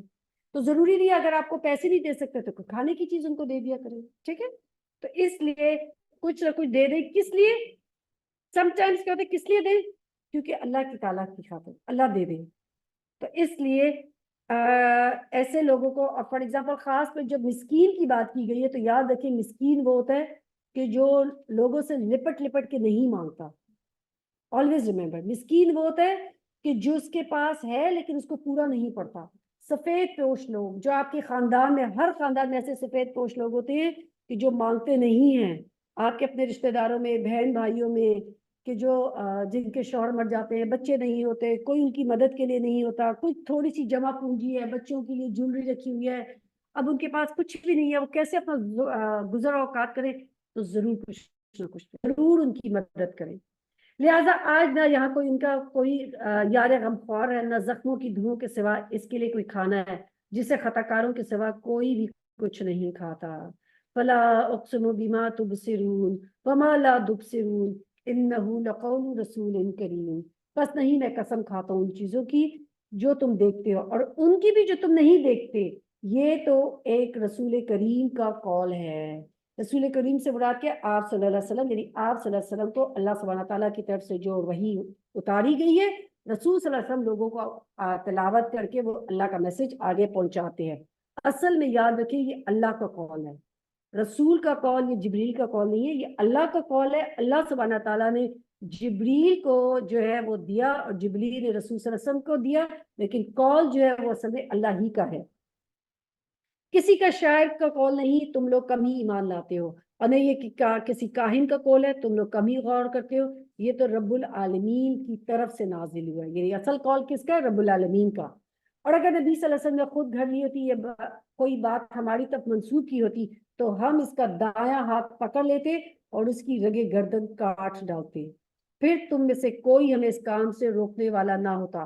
یعنی اتنا سخت حکم ہے کہ رسول صلی اللہ علیہ وسلم سے یہ بات پتہ لگتی ہے کہ کوئی وحی کو پہنچانے میں کمی بیشی نہیں کی ہے. یعنی اللہ سبحانہ تعالیٰ رسول صلی اللہ علیہ وسلم کی تصدیق کریں کہ انہوں نے ہر چیز کو ایز اٹ از لوگوں تک پہنچا دیا ہے. در حقیقت یہ پرہیزگار لوگوں کے لیے ایک نصیحت ہے، اور ہم جانتے ہیں کہ تم میں سے کچھ لوگ جھٹلانے والے ہیں۔ ایسے کافروں کے لیے یقیناً موجب حسرت ہے، اور یہ بالکل یقینی حق ہے۔ پس فسبح باسم ربک العظیم، پس اے نبی صلی اللہ علیہ وسلم آپ اپنے رب عظیم کے نام کے ساتھ تسبیح کریں۔ سبحان ربی العظیم۔ سورۃ المعارج۔ بسم اللہ الرحمن الرحیم۔ سأل سائل بعذاب واقع للکافرین لیس له دافع من اللہ ذی المعارج۔ مانگنے والے نے عذاب مانگا، وہ عذاب جو ضرور واقع ہونے والا ہے، کافروں کے لیے ہے، کوئی اسے دفع کرنے والا نہیں، اس اللہ کی طرف سے ہے جو عروج کے زینوں کا مالک ہے۔ اللہ سبحانہ تعالیٰ نے یعنی اس چیز کے بارے میں بتا دیا۔ بار بار آپ دیکھیں کہ ہم یہ حقیقت پڑھتے ہیں کہ جو قیامت کے بارے میں آخری پاروں میں بتایا جاتا ہے وہ ضرور ہونے والی ہے، ضرور آنے والی ہے۔ جب لوگ پوچھتے ہیں نا کہ اچھا وہ جو اتنی نشاندہی کی گئی ہیں تو وہ کب آئے گی، کب آئے گا ڈے آف ججمنٹ، کب آئے گا قیامت؟ قریب ہی ہے، ضرور آئے گا۔ اور بہت ساری نشانیاں تو آج آپ کو اپنی زندگی میں نظر آ رہی ہیں، بہت ساری۔ آنکھیں کھول کے اس وقت اگر آپ اپنے حالات دنیا کے ارد گرد کے دیکھیں تو آپ کو وہ تمام جو ہے، اگر بہت ساری ایسی دارالسلام سے بھی بکس لکھی گئی ہیں کہ قیامت کی وہ جو تمام صغیرہ اور کبیرہ جو نشانیاں ہیں، اگر آپ ان کو پڑھیں تو آپ کو بہت ساری نشانیاں آج نظر آئیں گی۔ اور سب سے بڑی نشانی کیا ہے؟ ہماری موت۔ بہت سارے لوگوں کا ایک ٹائم ہے، ان کا ختم ہو گیا اور ان کی قیامت آ گئی، اور ہمیں ٹائم ملا ہے، ان قریب ہماری قیامت آ جائے گی۔ اور جب وہ آ جائے گا وقت، کوئی اس کو دور نہیں کر سکے گا، کوئی اپنی موت کو دور نہیں کر سکتا، پیچھے ہٹا نہیں سکتا۔ اور یہ کس کی طرف سے ہوگا؟ اس عروج کے زینوں کا مالک، یعنی اللہ برتر جو اپنی ذات کے اعتبار سے بہت بلند ہے، بلند عرش کا مالک ہے، اس کی صفات جو ہے وہ اپنی صفات میں کامل ہے اور بلند ہے، اس کی طرف سے یہ قیامت آئے گی۔ ملائکہ اور روح اس کے حضور چڑھ کر جاتے ہیں، ایک ایسے دن جس کی مقدار 5000 سال ہے۔ انسان اگر چڑھے تو کتنا ٹائم لگے؟ 50، جس کی مقدار 50,000 سال ہے۔ ایک ایسے دن میں جس کی مقدار 50,000 سال ہے، انسان اگر چڑھے تو کتنا ٹائم لگے؟ 50,000 سال۔ اور فرشتے کتنے اس میں کرتے ہیں؟ ایک دن میں اوپر نیچے آ جاتے ہیں۔ اور فرشتے نیچے آتے ہیں عصر کے وقت اور فجر کے وقت، اور دیکھتے ہیں کہ انسان کیا جو ہے، یہ ان کی ڈیوٹیز چینج کرنے کا ٹائم ہوتا ہے کہ انسان کس حال میں ہے۔ تو جو لوگ عبادت کرتے ہیں تو اللہ تعالیٰ ان سے پوچھتا ہے کیا حال میں چھوڑ کے، کہ وہ تسبیح کر رہے تھے، نماز پڑھے تھے۔ اس لیے فجر اور عصر کی نماز کو کیا کہا گیا ہے کہ اس کی پابندی کرے۔ فرمایا فصبر صبرا جمیلا، پس اے نبی صلی اللہ علیہ وسلم صبر کیجیے، صبرا جمیلا، ایسا صبر کہ جس میں کوئی شکوہ شکایت نہ ہو، بالکل آپ کا دل راضی ہوتا ہے اللہ کے فیصلوں پہ، بس اللہ نے یہ میرے لیے چنا ہے، دس از دی بیسٹ۔ چاہے کہ ہمارے نفس میں کتنی دفعہ مشکل لگتا ہے، فیل کہ نہیں مجھے نہیں چاہیے، اللہ کہتا ہے نہیں، دیٹس اٹ۔ اور اسی میں اللہ سبحانہ تعالیٰ کی حکمتیں، مصلحتیں چھپی ہوتی ہیں جو ہمیں نہیں پتا ہوتی ہیں۔ یہ لوگ اسے دور سمجھتے ہیں، ہم اسے قریب ہی دیکھ رہے ہیں۔ وہ عذاب اس روز ہوگا جس روز آسمان پگھلی ہوئی چاندی کی طرح ہو جائے گا، پہاڑ رنگ برنگے دھنکے ہوئے اون جیسے ہو جائیں گے، اور کوئی جگری دوست اپنے جگری دوست کو نہ پوچھے گا، حالانکہ وہ ایک دوسرے کو دکھائے جائیں گے۔ سبحان اللہ۔ ایسا نہیں ہے کہ کوئی کسی کو دیکھے گا نہیں، دیکھ رہے ہوں گے لیکن پوچھیں گے نہیں، آنکھوں سے دیکھیں گے لیکن کوئی کسی سے اس کا حال نہیں پوچھے گا کہ تمہاری کیا حالت ہے، کوئی مدد کے لیے نہیں پکارے گا، اور اگر پکارے گا تو کوئی مدد کو پہنچے گا نہیں، ہر ایک کے لیے نفسی نفسی ہوگی۔ مجرم چاہے گا کہ اس دن عذاب سے اپنے بچنے کے لیے اپنے بیٹوں، اپنی بیوی، اپنے بھائی، اپنے قریبی ترین رشتہ دار کو اس پناہ دینے جو سے پناہ دینے والا تھا، اور انہیں زمین کے سب چیز کو فدیے میں دے دے، اور یہ تدبیر سے نجات دے دے۔ یعنی اگر اس کو کہا جائے گا فدیے میں دے کے کہ تم چھڑا لو اپنی جان، تو سب سے پہلے کون سی چیزیں انسان کو محبوب ہوتی ہیں؟ اپنے بیٹے، یعنی بیٹیوں سے بھی بیٹے انسان کو بڑے اچھے لگتے ہیں۔ تو سب سے پہلے انسان جو دینے کے لیے تیار ہوگا وہ اپنے بیٹوں کو، پھر بیوی کو، پھر بھائی کو، اور سب سے قریبی رشتہ داروں کو۔ کیوں؟ سب کو لے لو بس مجھے چھوڑ دو، میری جان بچ جائے۔ ہرگز نہیں۔ وہ تو بھڑکتی ہوئی آگ کی لپٹ ہوگی جو گوشت پوست کو چاٹ لے گی. پکار پکار کر اپنی طرف بلائے گی ہر شخص کو جس نے حق سے منہ موڑا اور پیٹ پھیری اور مال جمع کیا اور سینت سینت کے رکھا. اللہ اکبر. کون شخص ہوگا جو مال بچا بچا کے جمع کر کر کے رکھتا رہتا ہے, بخیل ہے, خرچ نہیں کرتا, تنگ دل ہے. جیسے مال خرچ کرنے کا وقت آئے تو وہ کیا کرتا ہے, اس کا دل تھوڑنے لگتا ہے. اللہ تعالیٰ فرماتے ہیں ان الانسان خلق الہلوعا اذا مسہ الشر جزوعا. انسان تھوڑ دلا پیدا کیا گیا, یعنی حریص ہے, بے صبرا ہے, مال کی اس کو حرص میں مبتلا ہے. اور کیسا ہے, جزوعا یعنی بہت زیادہ جزا فضا کرتا ہے, ہر وقت بری باتیں منہ سے شکایتیں کرتا رہتا ہے, ہر وقت رونے روتا رہتا ہے. جب اس پر مصیبت آتی ہے تو گھبرا اٹھتا ہے, جب اسے خوشحالی ملتی ہے, نصیب ہوتی ہے, تو بخل کرنے لگتا ہے. مگر وہ لوگ اس عیب سے بچے ہوئے ہیں جو نماز پڑھنے والے ہیں, جو اپنی نماز کی ہمیشہ پابندی کرتے ہیں, یعنی نمازوں کے اندر ان کا کیا ہے, دوام ہے. ہر وقت ان کے اندر کنسسٹنسی ہے نماز کے اندر, ایسا نہیں کہ کبھی پڑھی تو کبھی نہ پڑھی. مثال کے طور پہ ایک وہ شخص ہے کہ جو دن کی 4 نمازیں پڑھتا ہے, فجر کی نماز سویا رہ جاتا تو اٹھ نہیں پاتا, تو کیا یہ اللہ کی مرضی, اللہ کی اطاعت کرے؟ نہیں, وہ اپنے نفس کی اطاعت کرے. کیونکہ اللہ کی اطاعت ہوتی تو وہ 5 نمازیں پڑھتی, جو یہاں پہ اللہ تعالیٰ کہتے ہیں جو نمازوں میں دوام اختیار کرتا ہے. دس از اے پرسن. اگر کوئی 4 پڑھتا ہے تو پھر وہ اللہ سبحانہ تعالیٰ کی یعنی حکم کی پیروی نہیں کر رہا.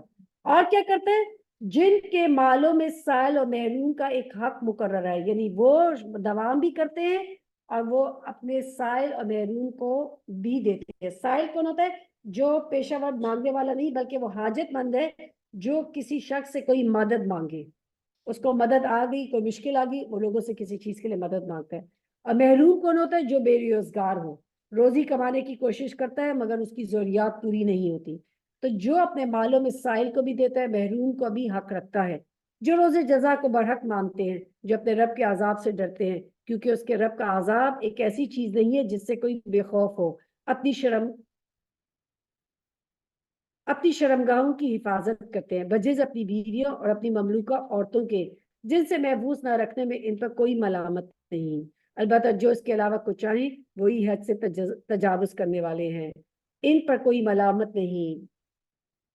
البتہ جو اس کے علاوہ کچھ چاہیں وہی حد سے تجاوز کرنے والے ہیں. قیامت والے دن سب سے پہلا سوال جس چیز کے بارے میں کیا جائے گا وہ کیا ہوگا, نماز. تو اس لیے اپنی نمازوں کی حفاظت کریں. تو اسلام اور کفر کے درمیان جو فرق ہے وہ صرف نماز ہے.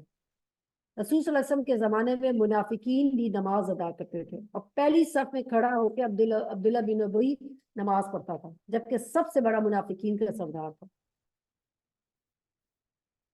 والذین هم لاماناتهم وعہدہم, اور جو اپنی امانتوں اور اپنی امانتوں کی حفاظت اور اپنے عہد کی راعون اس کا پاس رکھتے ہیں.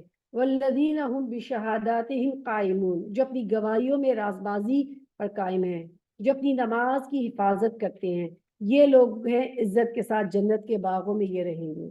پہلے نماز کے دوام کی بات کی گئی, پھر نماز کی حفاظت کی بات کی. حفاظت میں کیا چیز آئے گی, یعنی جب نماز کے لیے آتے ہیں تو صحیح طریقے سے وضو کر کے پورا ان کے جسم یعنی پورا لباس پورا ہوتا ہے, طہارت اختیار کی ہوتی ہے. تمام نماز کے طہارت, واجبات, مستحبات جو ہے ان کے ساتھ وہ نماز ادا کرتے ہیں. پس اے نبی صلی اللہ علیہ وسلم کیا بات ہے, یہ منکرین دائیں اور بائیں سے گروہ در گروہ تمہاری طرف دوڑے چلے آ رہے ہیں, کیا ان میں سے ہر ایک یہ لالچ رکھتا ہے کہ وہ نعمت بھری جنت میں داخل کر دیا جائے گا؟ ہرگز نہیں. ہم نے جس چیز سے ان کو پیدا کیا ہے اسے یہ خود جانتے ہیں, پس نہیں میں قسم کھاتا ہوں مشرقوں اور مغربوں کے مالک کی. ہم اس پر قادر ہیں کہ ان کی جگہ ان سے بہتر لوگ لے آئیں, اور کوئی ہم سے بازی لے جانے والا نہیں ہے. لہٰذا انہیں اپنی بےہودہ باتوں میں اور اپنے کھیل میں پڑا رہنے دو, یہاں تک کہ یہ اپنے اس دن کو پہنچ جائیں جس کا ان سے وعدہ کیا جا رہا ہے, جب یہ اپنی قبروں سے نکل کر اس کی طرف دوڑے جا رہے ہوں گے جیسے اپنے بتوں کے آستانوں کی طرف دوڑے ہیں. ان کی نگاہیں جھکی ہوئی ہوں گی, ذلت ان پر چھائی ہوگی. وہ دن ہے جس کا وعدہ ان کے ساتھ کیا جاتا تھا. یعنی بار بار آپ دیکھیں قرآن میں حدیث میں اس بات کا وعدہ کیا جاتا ہے، اس بات کا وعدہ کیا جاتا ہے کہ بھئی اس میں اس بات کا حدیث میں اور اس میں وعدہ کیا جاتا ہے کہ قیامت آئے گی، اس لیے ہر ایک انسان کو اس کے لیے تیاری رکھنی چاہیے۔ اوکے، سورۃ النور۔ بسم الله الرحمن الرحيم إنا أرسلنا نوحا إلى قومه أن أنذر قومك من قبل أن يأتيهم عذاب أليم قال يا قوم إني لكم نذير مبين أن اعبدوا الله واتقوه وأطيعون يغفر لكم من ذنوبكم ويؤخركم إلى أجل مسمى إن أجل الله إذا جاء لا يؤخر لو كنتم تعلمون بسم اللہ الرحمن الرحیم۔ انا ارسلنا نوحا الى قومه ان انذر قومك من قبل ان يأتيهم عذاب علیم۔ ہم نے نوح علیہ السلام کو اس کی قوم کی طرف بھیجا اس ہدایت کے ساتھ کہ اپنی قوم کے لوگوں کو خبردار کر دے قبل اس کے کہ اس پر ایک دردناک عذاب آئے۔ نوح علیہ السلام نے اپنی قوم کو اللہ تعالیٰ کی طرف عبادت کے لیے دعوت دی۔ اس نے کہا، اے میری قوم کے لوگوں، میں تمہارے لیے ایک صاف صاف خبردار کر دینے والا پیغمبر ہوں۔ تمہیں آگاہ کرتا ہوں کہ اللہ کی بندگی کرو اور اس سے ڈرو، میری اطاعت کرو۔ اللہ تمہارے گناہوں سے درگزر فرمائے گا اور تمہیں ایک وقت مقررہ تک باقی رکھے گا۔ یعنی اللہ تعالیٰ کی اطاعت کرنے کا فائدہ یہ ہوگا کہ کیا ہوگا، تمہارے گناہ معاف ہو جائیں گے۔ جو پچھلے گناہ تم نے کیے ہیں وہ تمام گناہ اللہ تعالیٰ معاف کر دے گا اور تمہیں ایک وقت مقررہ تک باقی رکھے گا۔ حقیقت یہ کہ اللہ کا مقرر کیا ہوا وقت جب آ جاتا ہے تو پھر ٹالا نہیں جاتا۔ کاش تمہیں اس کا علم ہو جائے۔ اس نے عرض کیا، اے میرے رب، میں نے اپنی قوم کے لوگوں کو شب و روز پکارا مگر میری پکار نے ان کی فرار ہی میں اضافہ کیا، اور جب بھی ان کو بلایا جاتا تاکہ انہیں معاف کر دے، انہوں نے کانوں میں انگلیاں ٹھوس لی اور اپنے کپڑوں سے منہ ڈھانک لیا اور اپنی روش پر اڑ گئے، بڑا تکبر کیا۔ پھر ہم نے ان کو ہانک کے پکارے دعوت دی، پھر ہم نے اعلانیہ بھی ان کی تبلیغ کی اور چپکے چپکے بھی سمجھایا۔ میں نے کہا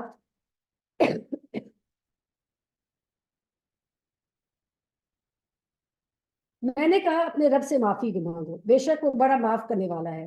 وہ تم پر آسمان سے خوب بارشیں برسائے گا، تمہیں مال اور اولاد سے نوازے گا، تمہارے لیے باغ پیدا کر دے گا اور تمہارے لیے نہریں جاری کرے گا۔ تمہیں کیا ہو گیا ہے کہ اللہ کے لیے تم کسی وقار کی توقع نہیں رکھتے؟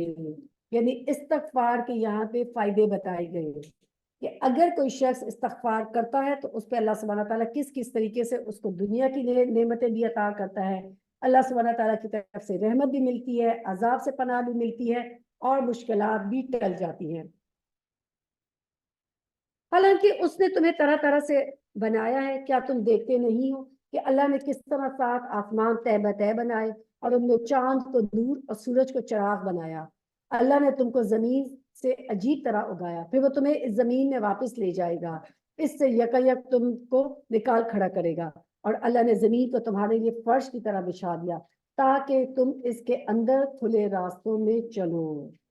نوح علیہ السلام نے کہا، میرے رب، انہوں نے میری بات رد کر دی اور ان رئیسوں کی پیروی کی جو مال اور اولاد پا کر اور زیادہ نامراد ہو گئے۔ ان لوگوں نے بڑا بھاری مکر کا جال پھیلا رکھا ہے۔ انہوں نے کہا، ہرگز نہ چھوڑے اپنے معبودوں کو، اور نہ چھوڑو ودہ اور سوا اور نہ غیوز اور ایوک اور نصر کو۔ اب یہ وہ لوگ تھے کہ کہا جاتا ہے کہ نوح علیہ السلام کی قوم کے بتوں کے نام ہے۔ دراصل یہ وہ لوگ تھے کہ جو نوح علیہ السلام کی قوم میں بہت بڑے بزرگ تھے۔ ان کے مرنے کے اوپر جو ہے لوگوں نے کہا کہ اب یہ مر گئے ہیں تو اب ہمیں کون دین کی طرف بلائے گا، تو انہوں نے ان کی بڑی بڑی تصویریں بنا کے رکھ دی اب وہ کیا کرتے تھے کہ وہ کہتے تھے کہ یہ تصویریں ہمیں دیکھ کے ہمارے لیے ایک ریمائنڈر ہوتا ہے کہ جس کی وجہ سے ہم کیا کرتے ہیں کہ نیکی کا کام یا ہم کوئی بھی عبادت کریں گے اللہ کی. لیکن شیطان جو ہے آپ دیکھیں کہ اس کی پلاننگ اتنی لانگ ٹرم ہوتی ہے کہ شیطان نے کیا کیا ان کو اسی چیز پر رکھا کہ ہاں یہ ٹھیک ہے تم اس کے اسی طرح ہوگا کہ تمہیں تو صرف وہ ریمائنڈر کے طور پہ تم نے رکھے ہیں. لیکن جب وہ لوگ مر گئے اور پھر ان کے بعد ان کے بچے اور ان کے بچے آئے تو وہ بھول گئے کہ یہ تصویریں کس کے لیے تھی. اب وہ یہ سمجھنے لگے کہ یہ اصل میں ان کی ہم نے عبادت کرنی ہے تو اللہ کو چھوڑ کے ان کی عبادت کی جانے لگی. اور اس طریقے سے ان جو تصویریں اور جو بڑے بت انہوں نے بنائے تھے یہ ان کے بزرگ تھے جو لوگوں کو دین کی طرف بلاتے تھے اور اینڈ پہ لوگوں نے کیا کیا انہیں کے آگے سجدہ کرنا شروع کر دیا. آج آپ دیکھیں کہ جو مزاروں پہ لوگ جا کے سجدے کرتے ہیں یہ کون لوگ تھے؟ وہ بڑے بڑے بزرگ تھے جو سب کانٹیننٹ میں آئے تھے. لوگوں کو انہوں نے ایک اسلام کی طرف دعوت دی تھی اور لوگوں نے اسلام قبول کیا تھا اور اینڈ پہ لوگوں نے انہی کے مزاروں کے آگے جا کے سجدے کرنے شروع کر دیے اور ان سے ہی سے مانگنا شروع کر دیا اور بھول گئے کہ یہ تو ہمیں اللہ کے ساتھ جوڑنے کے لیے آئے تھے. اللہ سبحانہ تعالیٰ فرماتے ہیں وَقَدْ أَضَلُّوا كَثِيرًا انہوں نے بہت لوگوں کو گمراہ کیا ہے اور تو بھی ان ظالموں کو گمراہی کے سوا کسی چیز میں ترقی نہ دے. اپنی خطاؤں کے بنا پر ہی وہ غرق کیے گئے اور آگ میں جھونک دیے گئے. پھر انہوں نے اپنے لیے بچانے والا کوئی مددگار نہیں پایا. نوح علیہ السلام نے کہا میرے رب ان کافروں میں سے کوئی زمین پر بسنے والا نہ چھوڑ. اگر تو نے ان کو چھوڑ دیا تو تیرے بندوں کو گمراہ کریں گے اور ان کی نسل سے جو بھی پیدا ہوگا بدکار اور سخت کافر ہوگا. میرے رب مجھے اور میرے والدین کو ہر شخص کو جو میرے گھر میں مومن کی حیثیت سے داخل ہو سب مومن مردوں اور عورتوں کو معاف فرما دے اور ظالموں کو کے لیے ہلاکت کے سوا کسی چیز میں اضافہ نہ کرے. سورۃ الجن بسم اللہ الرحمن الرحیم. قل اوحی الی انہ استمع نفر من الجن فقالوا انا سمعنا قرآنا عجبا یہدی الی الرشد فآمنا به. اے نبی صلی اللہ علیہ وسلم کہہ دیجئے میری طرف وحی کی گئی ہے جنوں کے گروہ نے غور سے سنا پھر جا کر اپنی قوم کے لوگوں سے کہا. یعنی آپ صلی اللہ علیہ وسلم نے جب نخلا میں تلاوت کر رہے تھے قرآن پاک کی تو جنوں کے جو ایک گروہ نے سنا تھا تو آپ صلی اللہ علیہ وسلم کو یہ بات نہیں پتا تھی کہ انہوں نے سنا ہے. اللہ سبحانہ تعالیٰ فرمانے کہ ہم نے آپ کو وحی کی کہ جنہوں نے آپ کے کلام کو سنا یعنی آپ کی تلاوت کو سنا. تو اس سے کیا پتہ لگتا ہے رسول صلی اللہ علیہ وسلم کے پاس کوئی غیر کی خبریں نہیں آتی تھی یعنی اللہ تعالیٰ نے آپ کو وحی کے ذریعے بتایا. ہم نے ایک بڑا ہی عجیب قرآن جنہوں نے کیا کہا ہم نے ایک بڑا ہی عجیب قرآن سنا ہے جو راہ راست کی طرف رہنمائی کرتا ہے اس لیے ہم اس پر ایمان لائے ہیں اور اب ہم ہرگز اپنے رب کے ساتھ کسی کو شریک نہیں کریں گے. یعنی قرآن وہ کتاب ہے جو لوگوں کو ہدایت کی طرف لے کر آتا ہے. جبکہ اہل مکہ نے جب سنا تو کیا کر دیا انکار کر دیا لیکن جنہوں نے سنا تو فوراً ایمان لے آئی. اور یہ کہ ہمارے رب کی شان بہت اعلیٰ ہے اور رافع ہے. اس نے نہ اس کی کوئی بیوی ہے اور نہ بیٹا بنایا ہے. اور یہ کہ ہمارے نادان لوگ اللہ کے بارے میں بہت خلاف حق باتیں کہتے رہتے ہیں اور یہ کہ ہم نے سمجھا کہ انسان اور جن کبھی اللہ کے بارے میں جھوٹ نہیں بول سکتے اور یہ کہ انسانوں میں سے کچھ لوگ جنوں میں سے کچھ لوگوں کی پناہ مانگا کرتے ہیں. اس طرح انہوں نے جنوں کا غرور اور زیادہ بڑھا دیا. پہلی بات تو یہ کہ جنوں کے اندر بھی یاد رکھیں کہ بہت سارے ریلیجنس ہیں. کوئی مسلمان ہے کوئی ایتھیسٹ ہے کوئی یہودی ہے کوئی نصرانی ہے کوئی کافر ہے. ان کے اندر بھی ایسے بہت سارے ریلیجنس ہیں. دوسری بات یہ ہے کہ جن جو ہوتے ہیں وہ انسان سے کمزور ہوتے ہیں. انسان کے اوپر وہ غالب نہیں آتے ایز فار ایز کہ انسان اس سے ڈرے نہ. مثال کے طور پہ ایک 8 سال کا جو ایک جن ہوتا ہے نا ایک 8 سال کے یعنی ایک بڑا جن جو ہوتا ہے جو عقل والا شعور والا ہوتا ہے اس کی عقل اتنی ہے کہ جیسے بندوں کے اندر کوئی 8 سال کا 4 سال کے انسان کی عقل ہے. اور پھر اس کے بعد جب انسان ان سے ڈرتے ہیں تو وہ انسان پہ غالب آ جاتے ہیں. تو کبھی بھی جنوں سے مت ڈرا کریں. جب آپ کو اس چیز کا پورا اگر آپ کو کہیں بھی گھر میں یہ لگے کہ میرے گھر میں کوئی ایسی ان یوزل قسم کی ایسی چیزیں ہوتی ہے یا دروازے بند ہوتے ہیں کھلتے ہیں کچھ لوگوں کو ہوتا ہے نا ہمیشہ یہ ہوتا ہے کہ بھئی وہاں پہ کوئی جنات بستے ہیں تو آپ فار ایگزامپل یا تو سورہ جن پڑھیں رقیہ پڑھیں اور معوذتین پڑھیں اور اس کے بعد کھلی اونچی آواز میں سلام کہہ دیں کہ اگر یہاں پہ کوئی جن ہے تو اس جگہ کو چھوڑ کے چلا جائے اور وہ چھوڑ کے چلے جائیں گے. اگر آپ ڈرتے رہیں گے تو پھر ڈیفینیٹلی وہ آپ کو اور مزید اور ڈرائیں گے. کبھی آپ نے دیکھا چھوٹے بچے کو آپ کہیں اور آپ اس سے ڈرے ایسی آپ ایکٹنگ کریں تو بچہ کیا سمجھتا ہے؟ وہ سمجھتا ہے میں تو آپ کے اوپر غالب آ کے وہ اور زیادہ آپ کو ڈرانے کی کوشش کرتا ہے. تو اپنے یاد رکھیں کہ جنات آپ سے ڈرتے ہیں. اگر جب ہم ان سے ڈرنا شروع ہو جاتے ہیں تو پھر وہ جو ہے ہمیں غالب کر دیتے ہیں. ایسی جگہوں پہ پہلی بات تو یہ کہ ایک تو لوگوں کے اندر وہم بہت زیادہ ہوتا ہے. جب دین کی کمی ہوتی ہے تو ہر کوئی قسم سمجھتا ہے میرے اوپر جن آ گیا. یہ بھی ایک الگ ہے. دوسری چیز یہ ہے کہ بہت سارے ایسے گھر ہوتے ہیں کہ جہاں پر آپ خالی رکھتے ہیں تو ان کمروں کے اندر استعمال کرتے رہا کریں. کبھی نہ کبھی جاتے جاتے رہا کریں. جو ہے وہاں پہ موزتین پڑھتے رہا کریں. تو اس طریقے سے جنات وہاں پہ نہیں رہتے. اور یہ کہ انسانوں نے کبھی وہی گمان کیا جیسے تمہارا گمان تھا کہ اللہ کسی کو اور رسول کو بنا کہ اللہ کسی کو رسول بنا کر نہ بھیجے گا. اور یہ کہ ہم نے آسمان کو ٹٹولا تو وہاں پہرے داروں سے پٹا ہوا پایا اور شہابوں کی بارش ہو رہی ہے. اور یہ کہ پہلے ہم سنگن لینے کے لیے آسمان میں بیٹھنے کی جگہ پا لیتے تھے مگر اب جو چوری سننے کی کوشش کرتا ہے تو اپنے لیے گھاٹ پہ ایک شہابی ثاقب لگا ہوا پاتا ہے. یعنی اب جب قرآن کے بعد نازل ہونے کے بعد اب کوئی بھی ان ملائے اعلیٰ تک نہیں پہنچ سکتا. اور یہ کہ ہماری سمجھ میں نہ آتا تھا کہ آیا زمین والوں میں ایسا کوئی برا معاملہ کرنے کا ارادہ کیا گیا یا ان کا رب ان کو کوئی راہ راست دکھانا چاہتا ہے. اور یہ کہ ہم میں سے کچھ لوگ صالح ہیں اور کچھ سے اس کے علاوہ ہیں. ہم مختلف طریقوں میں بٹے ہوئے ہیں. اور یہ کہ ہم سمجھتے تھے کہ نہ زمین میں ہم اللہ کو عاجز کر سکتے ہیں اور نہ بھاگ کر اس کو ہرا سکتے ہیں. اور یہ کہ ہم نے جب ہدایت کی تعلیم سنی تو ہم اس پر ایمان لے آئے.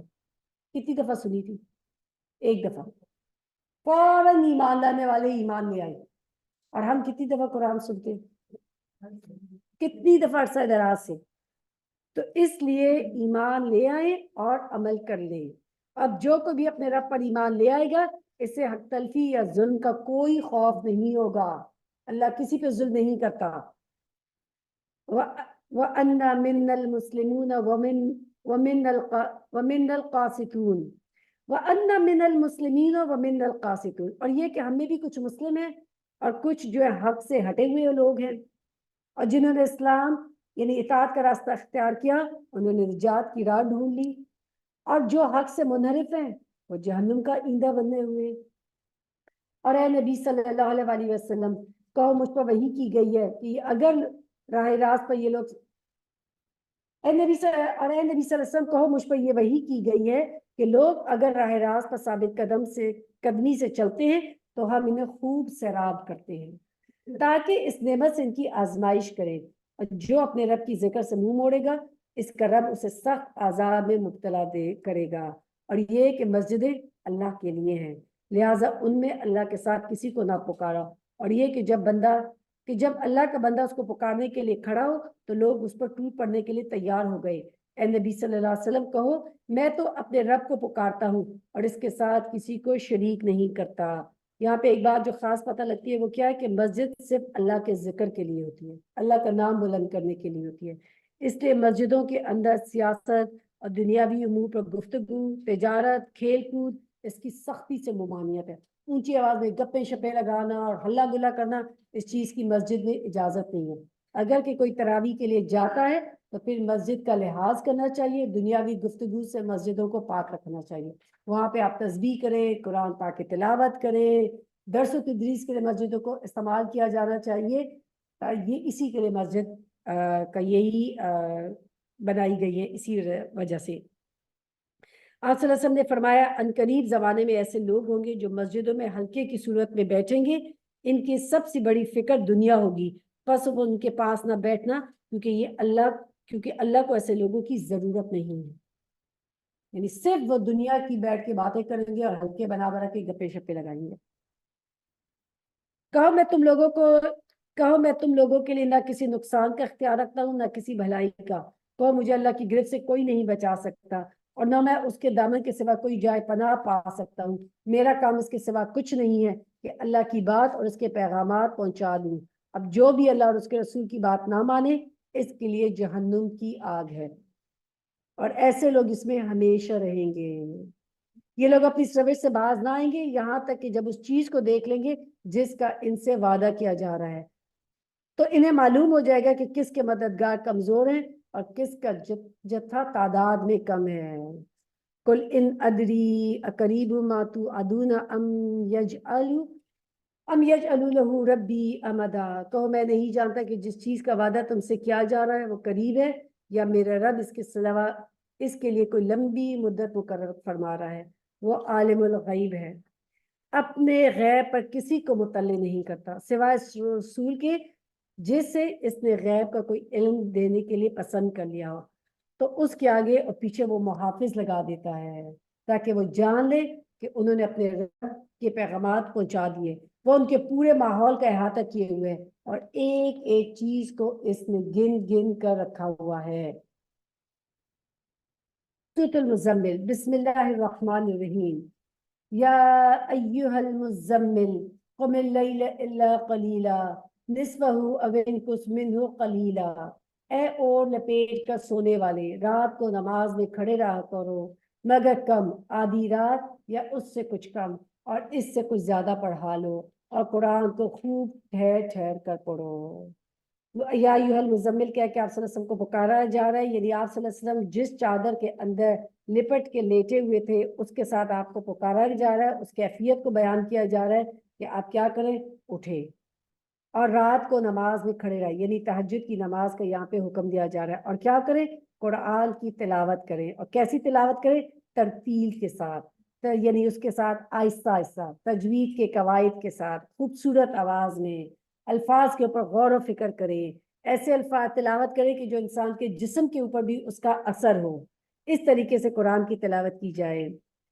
ہم نے تم پر ایک بھاری کلام نازل کیا ہے، در حقیقت رات کا اٹھنا نفس پر قابو پانے کے لیے بہت کارگر اور قرآن ٹھیک پڑھنے کے لیے زیادہ موزوں ہے، یعنی رات کی جو عبادت ہے اس کی اہمیت بتائی جا رہی ہے کہ کس طریقے سے وہ انسان اپنے نفس پر کنٹرول کرتا ہے رات کو جب اٹھتا ہے۔ حضرت عائشہ فرماتی ہیں کہ رات کا قیام نہ چھوڑو، کیونکہ آپ صلی اللہ علیہ وسلم کبھی یہ قیام نہیں چھوڑتے تھے، اگر بیمار ہوتے تو بیٹھ کے پڑھتے تھے، آپ صلی اللہ علیہ وسلم پہ فرض تھا لیکن امت کے لیے اس کو نفل قرار دیا گیا ہے۔ اور اپنے انسان کیا ہوتا ہے کہ یہ وہ ٹائم ہوتا ہے کہ جب انسان اپنے گناہوں کی اللہ تعالیٰ سے معافی مانگتا ہے اور استغفار کرتا ہے، اور اللہ سبحانہ تعالیٰ جو آسمانی دنیا پر آتے ہیں پوچھتے کہ ہے کوئی مجھ سے معافی مانگے تو میں اس کو معاف کر دوں، تو استغفار بہت پسندیدہ ہے۔ یہ وہ ٹائم ہوتا ہے جب انسان کی دعا قبول ہوتی ہے۔ اور پھر یاد رکھیں کہ فرض نماز کے بعد سب سے اہم اور سب سے زیادہ پسندیدہ نفل نمازوں میں کون سی ہے؟ تہجد کی نماز۔ اور تو اس کے قیام کے لیے اگر فار ایگزامپل تہجد کے لیے اگر کچھ ٹپس ہیں تو اس میں یہ کہ دوپہر کا کیلولہ کرنا جو ہے، چاہے وہ 15 منٹ کے لیے آپ کریں، وہ آپ کو رات کے قیام کے اندر بہت مدد دیتا ہے۔ اور رات کا جو کھانا ہوتا ہے اگر آپ بہت زیادہ اوور ایٹنگ نہیں کرتے تو اس سے بھی جو ہے آپ کو بہت فائدہ ہوتا ہے۔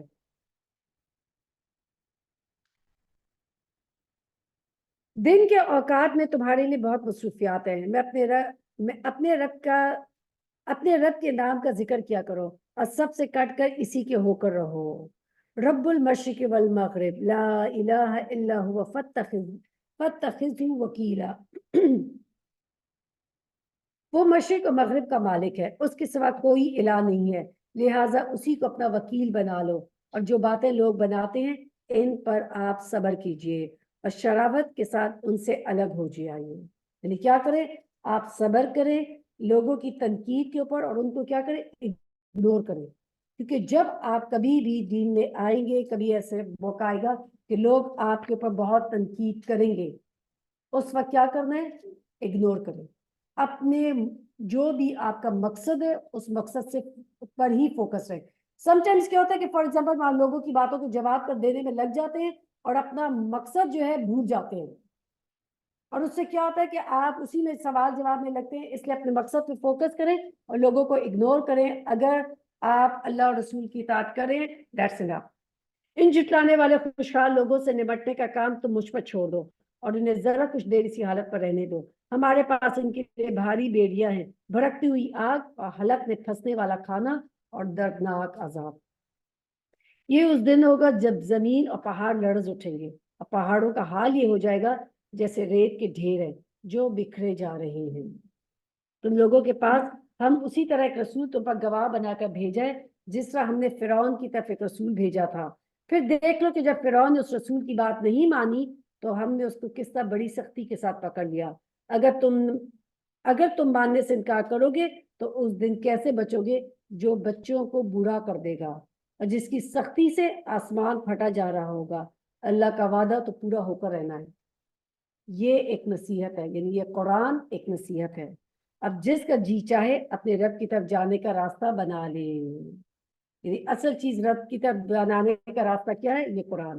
اے نبی صلی اللہ علیہ وسلم، تمہارا رب جانتا ہے کہ تم کبھی 2/3 رات کے قریب اور کبھی آدھی رات اور کبھی 1/3 رات میں عبادت کے لیے کھڑے ہوتے ہو، اور تمہارے ساتھیوں میں سے بھی ایک گروہ یہ عمل کرتا ہے. اللہ ہی رات اور دن کے اوقات کا حساب رکھتا ہے. اسے معلوم ہے کہ تم لوگ اس کو معلوم ہے کہ تم لوگ اوقات کا ٹھیک شمار نہیں کر سکتے، لہٰذا اس نے تم پر مہربانی فرمائی. اب جتنا قرآن آسانی سے پڑھ سکتے ہو پڑھ لیا کرو. اس سے معلوم ہے کہ تم میں سے کچھ لوگ مریض ہوں گے، کچھ دوسرے لوگ اللہ کے فضل کی تلاش میں سفر کرتے ہیں، اور کچھ لوگ اللہ کی راہ میں جنگ کرتے ہیں. پس جتنا قرآن بآسانی پڑھ سکتے ہو پڑھ لیا کرو. اب دیکھیں کبھی راتیں لمبی ہوتی ہیں کبھی چھوٹی ہوتی ہیں، تو اس لیے جتنا بھی کوئی بھی انسان عشاء کے بعد اگر فار ایگزامپل کچھ نوافل پڑھ لیتا ہے کیونکہ اس کو یہ بات ہوتی ہے کہ بھئی رات چھوٹی ہے، ایک دم سے فجر ہو جائے گی، مجھے صبح کام پہ جانا ہے، تو میں کیسے تہجد پڑھوں، کیسے رات کی عبادت کروں. تو اگر کہ وہ لوگ اگر رات کو عشاء کے بعد کچھ نوافل پڑھ کے اس نیت سے سو جاتے ہیں تو امید ہے کہ ان کی اللہ تعالیٰ قبول کر لیں گے وہ قیام اللیل کے طور پہ. جو آج کل آپ جیسے فار ایگزامپل تراویح پڑھتے ہیں، یہ کیا، یہ قیام اللیل ہی ہے. اول وقت پہ پڑھی جاتی ہے، تہجد جو ہے وہ آخری وقت پہ پڑھی جاتی ہے. پھر فرمایا وَأَقِیمُوا الصَّلَاةَ وَآتُوا الزَّکَاةَ وَأَقْرِضُوا اللَّهَ قَرْضًا حَسَنًا. نماز قائم کرو، زکوٰۃ دو، اور اللہ کو اچھا قرض دیتے رہو. جو کچھ بھلائی تم اپنے لیے آگے بھیجو گے اس سے اللہ کے ہاں موجود پاؤ گے، وہی زیادہ بہتر ہے اور اس کا اجر بہت بڑا ہے. اللہ سے مغفرت مانگتے رہو، بے شک اللہ بڑا غفور رحیم ہے. سورۃ المدثر. بسم الله الرحمن الرحيم. يا أيها المدثر قم فأنذر وربك فكبر وثيابك فطهر والرجز فاهجر ولا تمنن تستكثر ولربك فاصبر. بسم اللہ الرحمن الرحیم. یا ایہا المدثر، اے اور لپیٹ کر لیٹنے والے، اٹھو اور خبردار کرو، اپنے رب کی بڑائی کا اعلان کرو. یعنی اللہ اکبر. آپ دیکھیں اسی لیے جتنی بھی ہماری عبادات ہے اس میں بہت ساری نماز کے لیے آپ کھڑے ہوتے ہیں تو سب سے پہلی کیا چیز ہے؟ اللہ اکبر، کہ اپنے رب کی بڑائی بیان کریں. اپنے کپڑوں کو پاک رکھو. داعی اللہ کے لیے کیا چیز ہوتی ہے کہ جیسے جب رب کی طرف بلاتا ہے ساتھ اپنی طہارت کا بہت زیادہ خیال کرتا ہے. اسی لیے آپ صلی اللہ علیہ وسلم کو بالکل پسند نہیں تھا کہ آپ کے کپڑے جو ہے وہ صاف نہ ہو یا آپ کے منہ سے کوئی بدبو آ رہی ہو. آپ بہت زیادہ اپنی طہارت کا خیال کرتے تھے. اور گندگی سے دور رہو. یعنی گندگی سے مراد ایک شرک بھی ہے اور ایک ظاہری گندگی بھی ہے، دونوں سے اپنے آپ کو پاک رکھنا ہے. اور احسان نہ کرو زیادہ حاصل کرنے کے لیے احسان نہ کرو. یعنی لوگوں کو دین اور تبلیغ دے کر کہ جب بات بتاتے ہو تبلیغ کرتے ہو تو لوگوں پر اس کے ساتھ کوئی احسان نہ جتلاؤ کہ دیکھو میں نے تمہارے ساتھ کتنا کوئی اچھا عمل کیا ہے. اپنے عمل کو اسی طریقے سے بہت بڑا نہ سمجھو کہ میں تو بڑا ہی اچھا عمل کروں، میں تو میری کوئی بہت بڑی میرا معیار کوئی بہت بڑا ہو گیا ہے. اسی طریقے سے لوگوں کو بے غرض ہو کے دین دو، لوگوں سے کوئی ایکسپیکٹیشن نہ رکھو. ایون دائی اللہ بھی جو ہے وہ لوگوں کو جب دین دے تو یہ بھی نہ ایکسپیکٹ کرے کہ لوگ اس کو شکریہ کریں گے.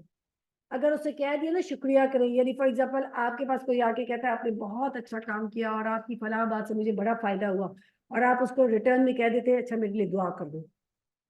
یہ جو آپ نے کہہ دیا نا میرے لیے دعا کرنا، اب آپ نے اپنا وہی بدلہ لے لیا.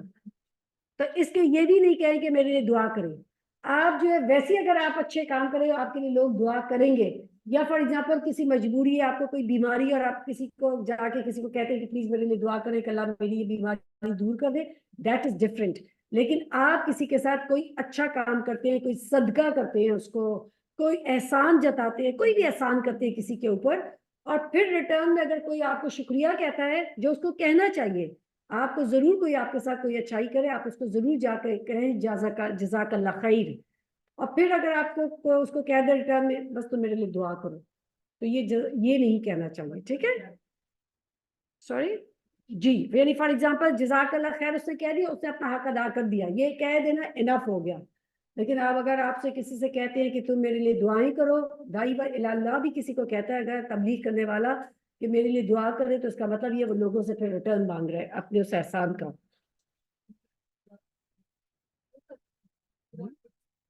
نہیں، آپ وہ دعا نہیں ہے، اس لیے میں آپ کو مینشن کیا احسان جب آپ کسی پہ کرتے ہیں، ٹھیک ہے؟ جب آپ کسی پر احسان کرتے ہیں تو پھر آپ لوگوں سے ریٹرن میں یہ نہ کریں کہ میں نے احسان کیا تو میرے لیے دعائیں کرو، ٹھیک ہے؟ یہ بات کہہ رہی ہیں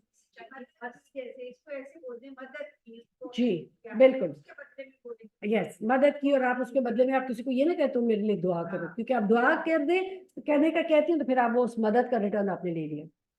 اپنے رب کی خاطر صبر کرو، یعنی جب آپ لوگوں کو اللہ کے ساتھ جوڑیں گے تو تکلیفیں بھی ملیں گی، دین کا کام کرنے میں تکلیفیں آتی ہیں، مشکلات آتی ہیں، ایٹ دیٹ ٹائم کیا کرنے کا کام ہے؟ آپ صبر کریں، مشکلات پر صبر کریں۔ اچھا، جب سور میں پھونک ماری جائے گی وہ دن بڑا سخت دن ہوگا، کافروں کے لیے ہلکا نہ ہوگا۔ چھوڑ دو مجھے اور اس شخص کو جسے میں نے اکیلا پیدا کیا، بہت سارا مال اس کو دیا، اس کے ساتھ حاضر رہنے والے بیٹے دیے، اور اس کے لیے ریاست کی راہ ہموار کی، پھر وہ طمع کرتا ہے کہ میں اسے اور زیادہ دوں گا، ہرگز نہیں، وہ ہماری آیات سے اناد کرتا ہے، یعنی قرآن سے دشمنی رکھتا ہے یہ شخص۔ میں تو اسے عنقریب ایک کٹھن چڑھائی چڑھاؤں گا۔ اس سے سوچا اور کچھ بات بنانے کی کوشش کی تو اللہ کی مار اس پر کیسی بات بنانے کی کوشش کی، ہاں اللہ کی مار اس پر کیسی بات بنانے کی کوشش کی، پھر لوگوں کی طرف دیکھا، پھر پیشانی سکیڑی اور منہ بنایا، پھر پلٹا اور تکبر کیا۔ یعنی جب اللہ تعالیٰ کی آیات اس شخص کو سنائی جاتی ہے تو کیا کرتا ہے؟ شکلیں بناتے ہو، کیا بس اب سارا وقت درس دیتے رہتے ہو، میں تو نہیں کر سکتا، آج کے زمانے میں پاسبل ہی نہیں ہے۔ تو اللہ تعالیٰ کیا فرماتے ہیں کہ یہ اس کا تکبر ہے۔ آخر کا بولا یہ کچھ نہیں ہے مگر ایک جادو ہے جو پہلے سے چلا آ رہا ہے، یہ تو ایک انسانی کلام ہے، عنقریب میں اسے دوزخ میں جھونک دوں گا، اور تم کیا جانو کہ وہ دوزخ کیا ہے، نہ باقی رکھے گی نہ چھوڑے گی، کھال جھلس دینے والی ہے۔ 19 کارکن اس پر مقرر ہیں۔ ہم نے دوزخ کی یہ کارکن فرشتے بنائے ہیں اور ان کی تعداد کو کافروں کے لیے فتنہ بنا دیا تاکہ اہل ایمان کو یقین آ جائے اور ایمان لانے والوں کا ایمان بڑھے۔ یعنی جب کافروں کو یہ بتایا گیا کہ اس کے 19 کارکن ہوں گے تو انہوں نے مذاق اڑانا شروع کر دیا کہ اچھا پھر اس کے بعد ہم زیادہ تعداد میں لوگ لے آئیں گے تاکہ وہ ان کے اوپر غالب آ جائیں۔ اللہ تعالیٰ نے کیا یہ تعداد بتانا ان کے لیے ایک فتنہ تھا۔ اور اہل کتاب و مومنین کبھی شک میں نہ رہیں اور دل کے بیمار اور کفار یہ کہیں کہ بھلا اللہ اس عجیب بات سے کیا مطلب ہو سکتا ہے اللہ تعالیٰ کا۔ اس طرح اللہ جسے چاہتا ہے گمراہ کر دیتا ہے اور جسے چاہتا ہے ہدایت بخش دیتا ہے، اور تیرے رب کے لشکر کو خود اس کے سوا کوئی نہیں جانتا۔ یعنی اصل حقیقت تو اللہ کو پتا ہے کہ اللہ کے لشکر کتنے ہیں، اب وہ لشکر زمین میں، آسمان و زمینوں کے درمیان میں، اور کوئی اور پلانٹس ہیں اور ان پہ بھی کچھ لوگ رہتے ہیں، اور کیا ہے، ہمیشہ سے انسان اسی کی تلاش میں رہا ہے، روز ایسے ہوتے رہتے ہیں کہ پتہ نہیں فلاں جو ہے ڈفرینٹ یونیورس سے کچھ لوگ آ گئے ہیں اور پلانٹ سے لوگ آ گئے ہیں۔ اللہ جانتا ہے کہ اللہ تعالیٰ کی کتنی مخلوقات اور کہاں کہاں بستی ہیں۔ اور اس دوزخ کا ذکر اس کے سوا کسی غرض کے لیے نہیں کیا گیا کہ لوگوں کو اس سے نصیحت ہو، ہرگز نہیں، قسم ہے چاند کی اور رات کی جب وہ پلٹے اور صبح کی جب وہ روشن ہوتی ہے، یہ دوزخ بھی بڑی چیزوں میں سے ایک ہے، انسانوں کے لیے ڈراوا ہے، تم میں سے ہر شخص کے لیے ڈراوا جو آگے بڑھنا چاہے یا پیچھے رہ جانا چاہے، ہر متنفس اپنے کسب کے بدلے رہن ہے، یعنی ہر کوئی اپنے اعمال کے ذریعے گروی رکھا ہوا ہے، اعمال دے گا تو جان چھڑا سکے گا ورنہ نہیں چھڑا سکے گا۔ دائیں بازو والوں کے سوا جو جنتوں میں ہوں گے، وہاں وہ مجرموں سے پوچھیں گے تمہیں کیا چیز دوزخ میں لے کر آئی، یعنی اس سے پتہ لگتا ہے کہ ان کے درمیان کوئی ایسے کمیونیکیشن کا ذریعہ ہوگا۔ پوچھے گا کیا چیز تمہیں جہنم میں لے کے گئی، وہ کہیں گے ہم نماز پڑھنے والوں میں سے نہیں تھے۔ مسکین کو کھانا نہیں کھلاتے تھے اور حق کے خلاف باتیں بنانے والوں کے ساتھ مل کر ہم بھی باتیں بناتے رہتے تھے اور روز جزا کو جھوٹ قرار دیتے تھے یہاں تک کہ ہمیں اس یقینی چیز سے سابقہ پیش آ گیا. کبھی نماز کا وقت ہوتا ہے نا، جب ہم کلاس سے واپس جاتے ہیں بہت سارے لوگوں کو میں دیکھتی ہوں اس وقت بیٹھے ہوتے ہیں، گپ شپ لگا رہے ہوتے ہیں، کچھ جگہوں پہ کام کر رہے ہوتے ہیں اپنے دنیاوی، اور مجھے اس وقت اس چیز اتنی تکلیف دیتی ہے کہ یہاں پہ سامنے مسجد میں لوگ نماز ادا کریں اور باقی لوگ چل رہے پھر رہے ہیں نماز ادا نہیں کریں. ان کو اس چیز کا احساس نہیں ہے کہ یہ نماز جماعت ہو رہی ہے اور وہ نماز نہیں پڑھے. سوچے کتنے لوگوں کے گھروں کے نیچے مسجد ہے، اتنی بڑی تعداد یہاں پر رہتی ہے، اور آپ سوچیں کہ ان میں سے کتنے لوگ جو ہیں وہ مسجد آتے ہیں نماز پڑھنے کے لیے. 5 منٹ میکسیمم مسجد تک کا راستہ ہے، لیکن اس کے باوجود لوگ روزے رکھتے ہیں، نمازیں نہیں پڑھتے، یا تو پھر روزے بھی نہیں رکھتے اور نماز بھی ادا نہیں کر سکتے. کتنی غفلت ہے کہ انسان کو اس چیز کا احساس نہیں ہے کہ یہ وقت جس چیز کا انہوں نے جھوٹ قرار دے وہ بہت یقینی ہے. ہر چیز کا یقین نہیں ہے سوائے موت جو یقینی ہو کر رہے گی اور آ کر رہے گی. اس وقت سفارش کرنے والوں کی سفارش ان کے کوئی کام نہیں آئے گی. آخر ان لوگوں کو کیا ہو گیا ہے کہ یہ نصیحت سے منہ موڑ رہے ہیں؟ گوئے یہ جنگلی گدھے ہیں جو شیر سے ڈر کر بھاگ رہے ہیں. بلکہ ان میں سے ہر ایک یہ چاہتا ہے کہ اس کے نام کھلے خط بھیجے جائیں. ہرگز نہیں، اصل بات یہ کہ یہ آخرت کا خوف نہیں رکھتے. ہرگز نہیں، یہ تو ایک نصیحت ہے جو اب جس کا جی چاہے اس سے سبق حاصل کر لے، اور یہ کوئی سبق حاصل نہ کریں گے اللہ یہ کہ اللہ ہی ایسا چاہے. اب وہ اس کا حقدار ہے کہ اس سے تقوی کیا جائے، اور وہ اس کا اہل ہے کہ تقوی کرنے والوں کو بخش دے. تو جو مومن کیسا ہوتا ہے تقوی کرنے والا، کہ ایمان جو ہوتا ہے وہ کیسا تھا، خوف اور امید کے درمیان رہتا ہے. جو اللہ سے جتنا ڈرتا ہے اتنا ہی معزز ہوتا ہے، اتنا ہی کامیابی پانے کا اس کے لیے ذریعہ ہے. آپ دیکھیں اگر ایک لفظ کے اندر پورے قرآن کا ایک مین مضمون رکھ دیا جائے نا، وہ کیا ہے؟ دیٹ از تقوی. جتنا زیادہ آپ کے اندر تقوی ہوگا اتنا اللہ سے تعلق مضبوط ہوگا، اتنا لوگوں کے حقوق ادا کریں گے. اگر کچھ لوگ نیکیاں بھی کرتے ہیں، نمازیں بھی پڑھتے ہیں، لیکن کیوں نہیں لوگوں کا حق ادا کرتے؟ کیونکہ تقوی مسنگ ہے. تقوی پارٹ جو ہے نا اپنی ذات کا، وہ مسنگ ہے. تو اپنی ذات، جیسے ہم نے آج کا پارہ شروع کیا تو the first thing کیا ہم نے سیکھی تھی کہ اپنی ذات کے اندر تقوی ہوگا، اللہ کے لیے خالص ہوگا، احسن عمل ہوگا تو فلاح پاؤگے. بس یہی کامیاب لوگ ہیں. بالکل، روزے کا مقصد یہ ہے کہ ہمارے اندر تقوی پیدا کرتا ہے. حلال چیز کو ہم اپنے اوپر جو اس وقت روک دیتے ہیں، کیوں؟ اللہ کے خاطر. تو اس لیے اپنے تقوی کو، اور پھر اس کی بات یہ ہے کہ دیکھیں اسی طریقے سے اللہ سبحانہ تعالیٰ کتنے ہمیں ایسے مواقع دیتا ہے روزہ رکھنے کی، نمازیں پڑھنے کی، تراویح آج کل پڑھنے کی، لیلۃ القدر میں اٹھنے کی، سحری کو اٹھنے کی. تمام مواقع میں کیا ہے؟ اپنے لیے دعائیں کرو، اللہ سبحانہ تعالیٰ سے اپنے لیے تقوی کی دعا کرو.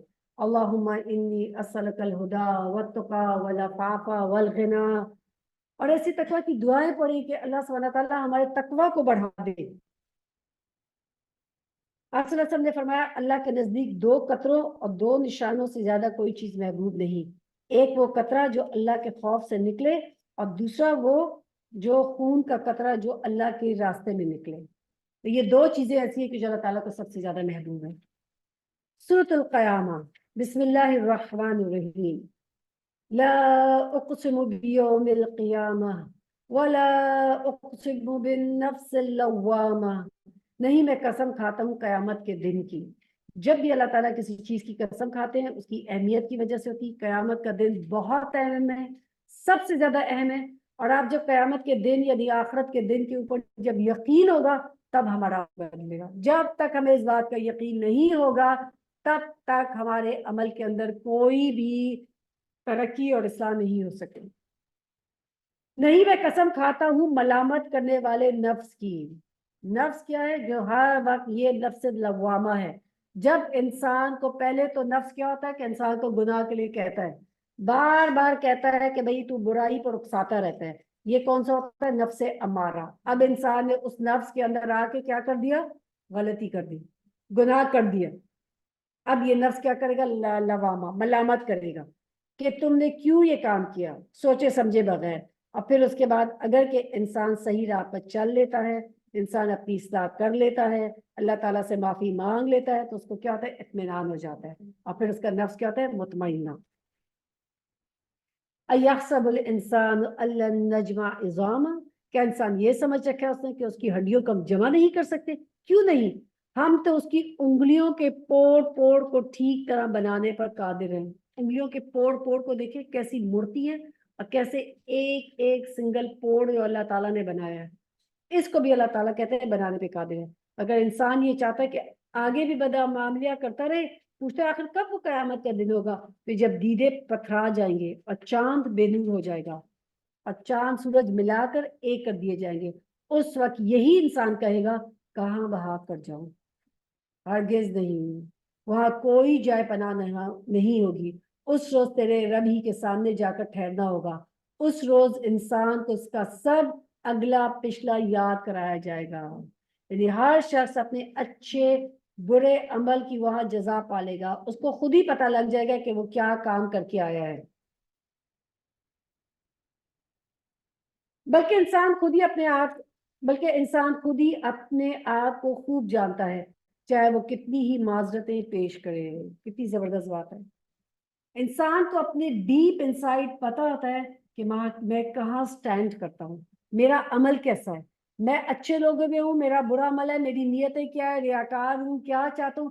ہر کوئی اپنے بارے میں سب سے زیادہ بیسٹ جج ہے. بلکہ اے نبی صلی اللہ علیہ وسلم، اس وحی کو جلدی جلدی یاد کرنے کے لیے اپنی زبان کو حرکت نہ دو. اس کو یاد کرا دینا اور پڑھا دینے کے ذمہ دار ہم ہیں، لہٰذا ہم اسے پڑھ رہے ہیں. اس وقت تم اس کی قرات کو غور سے سنتے رہو، پھر اس کا مطلب سمجھا دینا بھی ہمارے ذمہ ہے. یعنی قرآن کی جب تلاوت کی جاتی ہے تو اس وقت ساتھ پڑھنے کی بجائے کیا کریں؟ غور سے سنیں. تراویح کے لیے جاتے ہیں، قرآن غور سے سنیں. جب کہیں بھی تلاوت کی جاتی ہے غور سے صرف سنیں، ہرگز نہیں. اصل بات یہ ہے کہ تم لوگ جلدی مل جانے والی چیز یعنی دنیا سے محبت رکھتے ہو اور آخرت کو چھوڑ دیتے ہو. اس روز کچھ چہرے تر و تازہ ہوں گے، اپنے رب کی طرف دیکھ رہے ہوں گے. یعنی مومن جو ہے قیامت والے دن اللہ سبحانہ تعالیٰ کا دیدار کریں گے. یہ تر و تازہ چہرے کن کے ہوں گے؟ یہ مومنین کے ہوں گے، کیونکہ وہ چمک رہے ہوں گے نا. دائیں ہاتھ پہ جب مل گیا نامہ اعمال، چہرہ چمک رہا ہوگا، سو ہیپی. لیکن کچھ لوگ ہوں گے جن کے نامہ اعمال جب لیفٹ ہینڈ میں دیں گے، ان کے چہروں پہ ایسے لگے گا سیاہی چھائی ہوئی ہے. اور کچھ چہرے اس دن اداس ہوں گے، اور سمجھ رہے ہوں گے کہ ان کے ساتھ کمر توڑ برتاؤ ہونے والا ہے. ہرگز نہیں، جان حلق تک پہنچ جائے گی اور کہا جائے گا ہے کوئی جہاد خون کرنے والا، اور آدمی سمجھ لے گا کہ یہ دنیا سے جدائی کا وقت ہے. پنڈلی سے پنڈلی جڑ جائے گی. وہ دن ہوگا تیرے رب کی طرف روانگی کا. اس وقت انسان کہے گا کوئی ہے جو میری بیماری ختم کر دے، کوئی ہے جو مجھے اس وقت کوئی فائدہ دے دے، شفا دے دے. مگر اس نے نہ سچ مانا نہ نماز پڑھی، بلکہ جھٹلایا اور پلٹ گیا، پھر اکڑتا ہوا اپنے گھر والوں کی طرف چل دیا. یہ روش تیرے لیے ہی سزاوار ہے اور تجھی کو زیب دیتی ہے. ہاں، یہ روش تیرے لیے سزاوار ہے اور تجھی کو زیب دیتی ہے.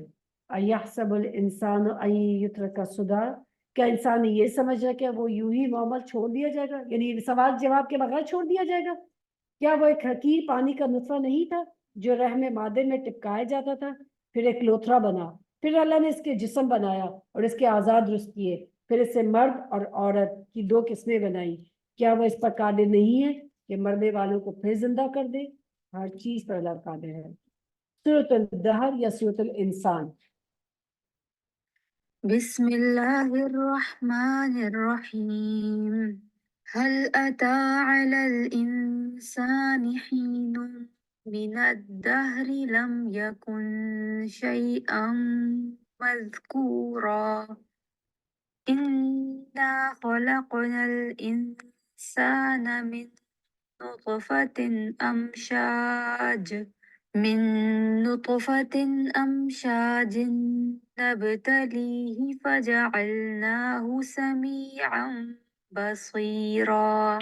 إنا هديناه السبيل إما شاكرا وإما كفورا. بسم اللہ الرحمن الرحیم هل أتى على الإنسان حين من الدهر لم يكن شيئا مذکورا، کیا انسان پر لامتناہی زمانے کا ایک وقت ایسا بھی گزرا ہے جب وہ قابل ذکر چیز نہیں تھا؟ یعنی کبھی ایسا وقت تھا کہ ہم پیدائش سے پہلے آپ دیکھ لیں ہم کچھ بھی نہیں تھے، کوئی ہماری حقیقت ہی نہیں تھی۔ ہم نے انسان کو ایک مخلوط نطفے سے پیدا کیا تاکہ اس کا امتحان لیں۔ یہ زندگی ہمارے لیے ایک امتحان ہے، اچھے برے وقت سے ہمیں آزمایا جاتا ہے، دیکھا جائے گا کہ کون اس برے وقت کے اندر صبر کرتا ہے، تکلیفوں میں صبر کرتا ہے، اچھے وقت میں اللہ تعالیٰ کا شکر ادا کرتا ہے۔ اور اس غرض کے لیے ہم نے اسے سننے اور دیکھنے والا بنایا، ہم نے اسے راستہ دکھایا، خواہ شکر کرنے والا بنے یا کفر کرنے والا بنے۔ کفر کرنے والوں کے لیے ہم نے زنجیریں اور توق بھڑکتی ہوئی آگ مہیا کر رکھی ہے۔ نیک لوگ جنت میں شراب کے ایسے ساغر پیئیں گے جن میں آب کافور کی آمیزش ہوگی، ایک بہتا چشمہ ہوگا جس کے پانی کے ساتھ اللہ کے بندے شراب پیئیں گے اور جہاں چاہیں گے بسہولت اس کی شاخیں نکال لیں گے۔ یہ وہ لوگ ہیں جو دنیا میں نظر پوری کرتے تھے اور اس دن سے ڈرتے ہیں جس کی آفت ہر طرف پھیلی ہوگی۔ تو پہلی بات تو یہ کہ اللہ سبحانہ تعالیٰ کی طرف کوئی نظر نہیں ماننی چاہیے، لیکن اگر کوئی نظر مانی ہے تو یاد رکھیں نظر سے مراد کہتے ہیں منت۔ اگر کوئی منت مانی ہے کہ میں فلاں مثال کے طور پہ یہ میرا کام ہو گیا تو میں یہ اتنا صدقہ کروں گی، ایز فار ایز کہ اس کے اندر شرک نہیں ہے تو اس کو پھر پورا کرنا ضروری ہے۔ اس دن سے ڈرتے ہیں جس کی آفت ہر طرف پھیلی ہوگی، اور اللہ کی محبت میں مسکین اور یتیم اور قیدی کو کھانا کھلاتے ہیں اور ان سے کہتے ہیں ہم تمہیں صرف اللہ کی خاطر کھلا رہے ہیں، ہم تم سے نہ کوئی بدلہ چاہتے ہیں نہ شکریہ۔ ہمیں تو اپنے رب سے اس دن کے عذاب کا خوف لاحق ہے جو سخت مصیبت کا انتہائی طویل دن ہوگا۔ پس اللہ تعالیٰ انہیں اس دن کے شر سے بچا لے گا اور انہیں تازگی اور سرور بخشے گا۔ آپ صلی اللہ علیہ وسلم نے فرمایا تھا کہ تم سب سے وہ ہے جو لوگوں کو کھانا کھلائے، تو کھانا کھلانا اتنی بڑی ایک نیکی کا کام ہے۔ اور ان کے صبر کے بدلے میں انہیں جنت اور ریشمی لباس عطا کرے گا، وہاں وہ اونچی مسندوں پر تکیہ لگائے بیٹھے ہوں گے، نہ انہیں دھوپ کی گرمی ستائے گی اور نہ جاڑے کی ٹھنڈک۔ کبھی کیا ہوتا ہے اے سی لگاؤ ٹھنڈ لگنے لگتی ہے، بند کرو گرمی لگنے لگتی ہے، پھر کبھی آپ دیکھیں تو سردیاں ہیں تو لوگوں کہتے ہیں اتنی سردیاں ختم ہی ہونے کا نام نہیں لے رہی۔ اگر آپ اس وقت ناردرن ایریا میں لوگوں سے پوچھو کیا کہتے ہیں سردیاں ختم ہی نہیں ہو رہی، جا ہی نہیں رہی۔ اور پھر اگر گرمی آتی ہے لوگوں سے پوچھو کہتے ہیں گرمی ہے، گرمی سے۔ تو یہی جنت کی خوبصورتی ہے کہ ایک بیلنسڈ خوبصورت موسم ہوگا، آلویز بیوٹیفل ویدر۔ جنت کی چھاؤں پر ان پر جھکی سایہ کر رہی ہوں گی اور اس سے پھل ہر وقت ان کے بس میں ہوں گے، جس طرح چاہیں انہیں توڑ لیں گے۔ ان کے آگے چاندی کے برتن اور شیشے کے پیالے گردش کرائے جائیں گے، شیشے بھی وہ جو چاندی کے قسم کے ہوں گے، یعنی چاندی دیکھیے کبھی چمکتی ہوئی تو ایسے کرسٹل کلیئر وہ گلاس ہوگا کہ جیسے لگے گا چاندی کے وہ گلاس ہے، اس طرح اس کے اندر کوئی داغ نہیں ہوگا۔ اور ان کے منتظمین جنت نے ٹھیک اندازے کے مطابق بھرا ہوگا، ایک بیلنس اس میں بھرے ہوئے ہوں گے۔ ان کو وہاں ایسی شراب کے جام پلائے جائیں گے جس میں سونڈ کی آمیزش ہوگی، اور یہ جنت کا چشمہ ہوگا سلسبیل۔ تو سلسبیل کا پانی ایسا ہوگا کہ جیسے انسان پیے گا آسانی سے وہ حلق سے اتر جائے گا۔ ان کی خدمت کے لیے ایسے لڑکے دوڑتے پھرے ہوں گے جو ہمیشہ ہی لڑکے رہیں گے، یعنی کہا ہمیشہ ہی جوانی ہوں گے، بھاگ بھاگ کے کام کریں گے۔ تمہیں ان کو دیکھو گے تو سمجھو کہ موتی ہے جو بکھیر دیے گئے، وہاں جدھر بھی تم نگاہ ڈالو گے نعمتیں ہی نعمتیں، ایک بڑی سلطنت کا سر و سامان تمہیں نظر آئے گا۔ ان کے اوپر باریک ریشم کے سبز لباس اور اطلس اور دیبا کے کپڑے ہوں گے، ان کو چاندی کے کنگن پہنائے جائیں گے اور ان کا رب ان کو نہایت پاکیزہ شراب پلائے گا۔ سوچے کون پلا رہا ہے؟ رب پلائے گا۔ کتنی بڑی بات ہے کہ اللہ سبحانہ تعالیٰ کسی کو کچھ چیز سرو کرے۔ کیا ہم اس قابل ہیں؟ ہم نہیں ہیں۔ اللہ کی رب، اللہ کی عظمت، اس کی بلندی، اس کی بڑائی بہت اونچی ہے، لیکن کن کو دیا جا رہا ہے؟ کہ جو دنیا میں نیک عمل کرتے ہیں۔ ہر شخص کے لیے، سب کے لیے کم سے کم جنتی جو ہوگا نا، سب سے کم جنتی، اس کے لیے 1000 خادم ہوں گے کم سے کم کے لیے، اور جو اعلیٰ درجے کا ہوگا اللہ نوز دا بیسٹ۔ اور اس اتنی بڑی جنت کے لیے اور اتنے بڑے فائدے کے لیے کتنی دنیا کے 60-70 سال کی زندگی ہم کتنی، آپ سوچیں کتنے بد نصیبی ہوگی انسان کی کہ انسان اس کو ضائع کر دے لوگوں کو خوش کرنے کی۔ इन्ना नहनु नज़्ज़लना अलैकल कुरआन तंजीला। ए नबी सल्लल्लाहु अलैहि वसल्लम, और सॉरी, ये तुम्हारी जजा और तुम्हारी कारगुजारी काबिल कदर ठहरी है। ए नबी सल्लल्लाहु अलैहि वसल्लम, हमने तुम पर ये कुरान थोड़ा थोड़ा करके नाजिल किया है, लिहाजा अपने रब के हुक्म पर सब्र करो और इनमें से किसी बदअमल या मुनकर हक की बात ना मानो। अपने रब का नाम सुबह शाम याद करो, रात को भी उसके हजूर सजदा रेज हो और रात की तवील औकात में उसकी तस्बीह करते रहो। ये लोग तो जल्दी हासिल होने वाली नी दुनिया से मोहब्बत रखते हैं और आगे जो भारी दिन आने वाला है इसे नजरअंदाज कर देते हैं। हमने इनको पैदा किया और उनके जोड़ बंद मजबूत किए हैं। हम जो चाहे इनकी शक्लों को, और अगर हम चाहें तो इनकी शक्लों को बदल कर रख दें। ये एक नसीहत है, अब जिसका जी चाहे अपने रब की तरफ जाने का रास्ता इख्तियार कर ले, और तुम्हारे चाहने से कुछ नहीं होता जब तक कि अल्लाह ना चाहे। अल्लाह बड़ा अलीम और हकीम है, अपनी रहमत में जिसको चाहता है दाखिल कर देता है। जालिमों के लिए इसने दर्दनाक अजाब तैयार कर रखा है। अब देखिए कि दुनिया में इंसान की हैसियत दरख्तों, पहाड़ों, जानवरों जैसी नहीं है। ये तो ऐसी मखलूकात है कि जो अल्लाह ताला ने इंसानों को फायदा देने के लिए बनाई है एक वक्त के लिए, और सब खत्म हो जाएंगी। लेकिन इंसान की असल जिंदगी कब होगी? मरने के बाद शुरू होगी। सब लोग अपनी इस जिंदगी में एक इम्तहान से गुजरे हैं और उस इम्तहान के 3 हिस्से हैं। उनकी सोच को देखा जाएगा, उनकी गुफ्तगू को देखा जाएगा और फिर उनके एक्शंस को देखा जाएगा। किस मकसद के लिए, किस इरादे से काम किया, और जो है वो इस इरादे को फिर आगे कैसे, किस तरीके से पाए तकमील तक पहुंचाया। और एक्शंस में जो इंसान ने अमल किए होंगे दुनिया में, उसमें एक जाती अमल, अपनी इबादत कैसी थी, और एक लोगों के साथ उसका अखलाक कैसा था। हर एक चीज को कि किस तरीके से उसने अपनी ये जिंदगी गुजारी है, उसके अपने अमाल, उसके वालिदैन के साथ उसके हकूक अदा किए नहीं किए, शौहर ने बीवी के, बीवी ने शौहर के, बच्चों के, रिश्तेदारों के, मिस्कीनों के, सब के अलग अलग जो उसकी जिंदगी के एक्शंस होंगे उनको देखा जाएगा और उसके मुताबिक अल्लाह सुब्हानहू व तआला जो है अता करेगा। लेकिन अगर कोई इंसान माफी मांग लेता है अपने किसी अमल की, तो अल्लाह ताला माफ करने वाला है। सूरतुल मुरसलात, बिस्मिल्लाहिर रहमानिर रहीम। वल मुरसलाति उर्फा वल आसिफाति अस्फा वन नाशिराति नशरा। कसम उन हवाओं की जो पै दर पै भेजी जाती हैं, फिर तूफानी रफ्तार से चलती हैं और बादलों को उठा कर फैला देती हैं, फिर उनको फाड़ कर अलग अलग कर देती हैं, फिर दिलों में अल्लाह की याद डालती हैं, उज़्र के तौर पर या डरावे के तौर पर। जिस चीज का तुमसे वादा किया जा रहा है वो वाकई वाक़ई होने वाली है। फिर जब सितारे मान पड़ जाएंगे और आसमान फाड़ दिया जाएगा और पहाड़ धुनक डाले जाएंगे और रसूलों की हाजिरी का वक्त आ पहुंचेगा, उस रोज वो चीज वाक़ई हो जाएगी। किस रोज के लिए ये काम उठा रखा गया है? फैसले के रोज के लिए। और तुम्हें क्या खबर कि वो फैसले का दिन करीब ही हो। तबाही है उस दिन झुटलाए जाने वालों के लिए। फैसले का दिन यानी ये वो दिन होगा कि जब सब लोगों को बुलाया जाएगा और हिसाब किताब लिया जाएगा। उम्मत मुस्लिमा में भी जो उलमा, शोहदा, सकरात करने वाले, सबको बुलाया जाएगा, सबका हिसाब किताब होगा, उनकी नियतों को, उनके अमल को, किस पैरवी में किए।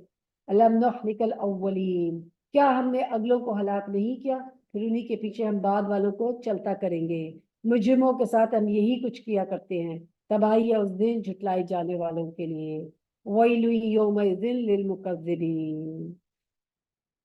क्या हमने एक हकीर पानी से तुम्हें पैदा नहीं किया और कि एक मुकर्ररा मुद्दत तक ऐसे महफूज जगह ठहराए रखा? तुम देखो हम इस पर कादिर थे, बस हम बहुत अच्छी कुदरत रखने वाले हैं। तबाही उस रोज झुटलाए जाने वालों के लिए। अलम नजअलिल अर्द किफाता, क्या हमने जमीन को समेट रखने वाला नहीं बनाया, जिंदों के लिए भी और मुर्दों के लिए भी, और इसमें बुलंद बाला पहाड़ जमाए और तुम्हें मीठा पानी पिलाया। वैलु यौमइज़िन लिलमुकज़्ज़िबीन, तबाही है उस रोज झुटलाए जाने वालों के लिए। यानी अल्लाह ताला तमाम अपनी नेमतों का जिक्र करके जब कहते हैं कि तबाही है उस दिन झुटलाए जाने वालों के लिए, कि ये सारी नेमतें इंसान देखता है और झुटलाता है, मानता नहीं है कि अल्लाह ताला की तरफ से है। चलो अब उस चीज की तरफ जिसे तुम झुटलाया करते थे, चलो साए की तरफ जो 3 शाखों वाला है, न ठंडक पहुंचाने वाला है, न आग की लपट से बचाने वाला है। वो आग महल जैसी बड़ी बड़ी चिंगारियां फेंकेगी, جو اچھلتی ہوئی یوں محسوس ہوگی کہ وہ زرد اونٹ ہے. تباہی ہے اس روز جھٹلائے جانے والوں کے لیے. یہ وہ دن ہے جس میں وہ نہ کچھ بولیں گے اور نہ انہیں موقع دیا جائے گا کوئی عذر تاکہ کوئی عذر پیش کریں. وَيْلٌ يَوْمَئِذٍ لِلْمُكَذِّبِينَ. تباہی اس دن جھٹلائے جانے والوں کے لیے. یہ فیصلے کا دن ہے. ہم نے تمہیں اور تم سے پہلے گزرے ہوئے لوگوں کو جمع کر دیا ہے. اب اگر کوئی چال تم چل سکتے ہو تو میرے مقابلے میں چل دیکھو. تباہی اس روز جھٹلائے جانے والوں کے لیے. متقی لوگ آسائیوں اور چشموں میں ہیں. جو پھل وہ چاہیں گے وہ حاضر کر دیا جائے گا. جو بھی ان کا دل چاہے گا کھاؤ اور پیو مزے سے. اب ان اعمال کے صلے میں جو تم کرتے رہے ہو. ہم نیک لوگوں کو ایسی ہی جزا دیتے ہیں. تباہی اس روز جھٹلائے جانے والوں کے لیے. کھا لو اور مزے کر لو تھوڑے دن. حقیقت میں تم لوگ مجرم ہو. تباہی ہے اس روز جھٹلائے جانے والوں کے لیے. وَإِذَا قِيلَ لَهُمُ ارْكَعُوا لَا يَرْكَعُونَ وَيْلٌ يَوْمَئِذٍ لِلْمُكَذِّبِينَ فَبِأَيِّ حَدِيثٍ بَعْدَهُ يُؤْمِنُونَ. جب ان سے کہا جاتا ہے کہ اللہ کے آگے جھکو تو یہ جھکتے نہیں ہیں. تباہی ہے اس روز جھٹلائے جانے والوں کے لیے. اب اس قرآن کے بعد اور کون سا ایسا کلام ہے ہو سکتا ہے جس پر یہ ایمان لائیں. یعنی جب ان لوگوں کو اللہ کے سامنے عبادت کے لیے بلایا جاتا تھا تو یہ عبادت کے لیے نہیں آتے تھے. رسول کی نازل کردہ کتاب کو نہیں مانتے تھے. اطاعت نہیں کرتے تھے. یعنی سب سے بڑی کیا ہے کہ اس دن جھٹلانے والوں کے لیے کہ انسان کو اللہ تعالیٰ نے یہ کتاب بھیجی حق کو باطل میں سمجھنے والی کتاب کہ اس کے ذریعے سے انسان ہدایت کا راستہ اختیار کرے. تو اسی صورت میں قرآن کی اطاعت ہو سکتی ہے کہ انسان اس کے مطابق اپنی زندگی گزارے. اگر کوئی شخص پڑھتا ہے سنتا ہے لیکن اگر ایمان نہیں لاتا عمل نہیں کرتا تو اس کا مطلب ہے کہ اس کی زندگی راہ راست پر نہیں ہے. اللہ سبحانہ تعالیٰ ہم سب کو ایمان کے ساتھ عمل کرنے والا مسلمان بنا دے. وآخر دعوانا ان الحمد للہ رب العالمین. سبحانک اللہم و بحمدک اشہد ان لا الہ الا انت استغفرک و اتوب الیک. السلام علیکم ورحمۃ اللہ وبرکاتہ.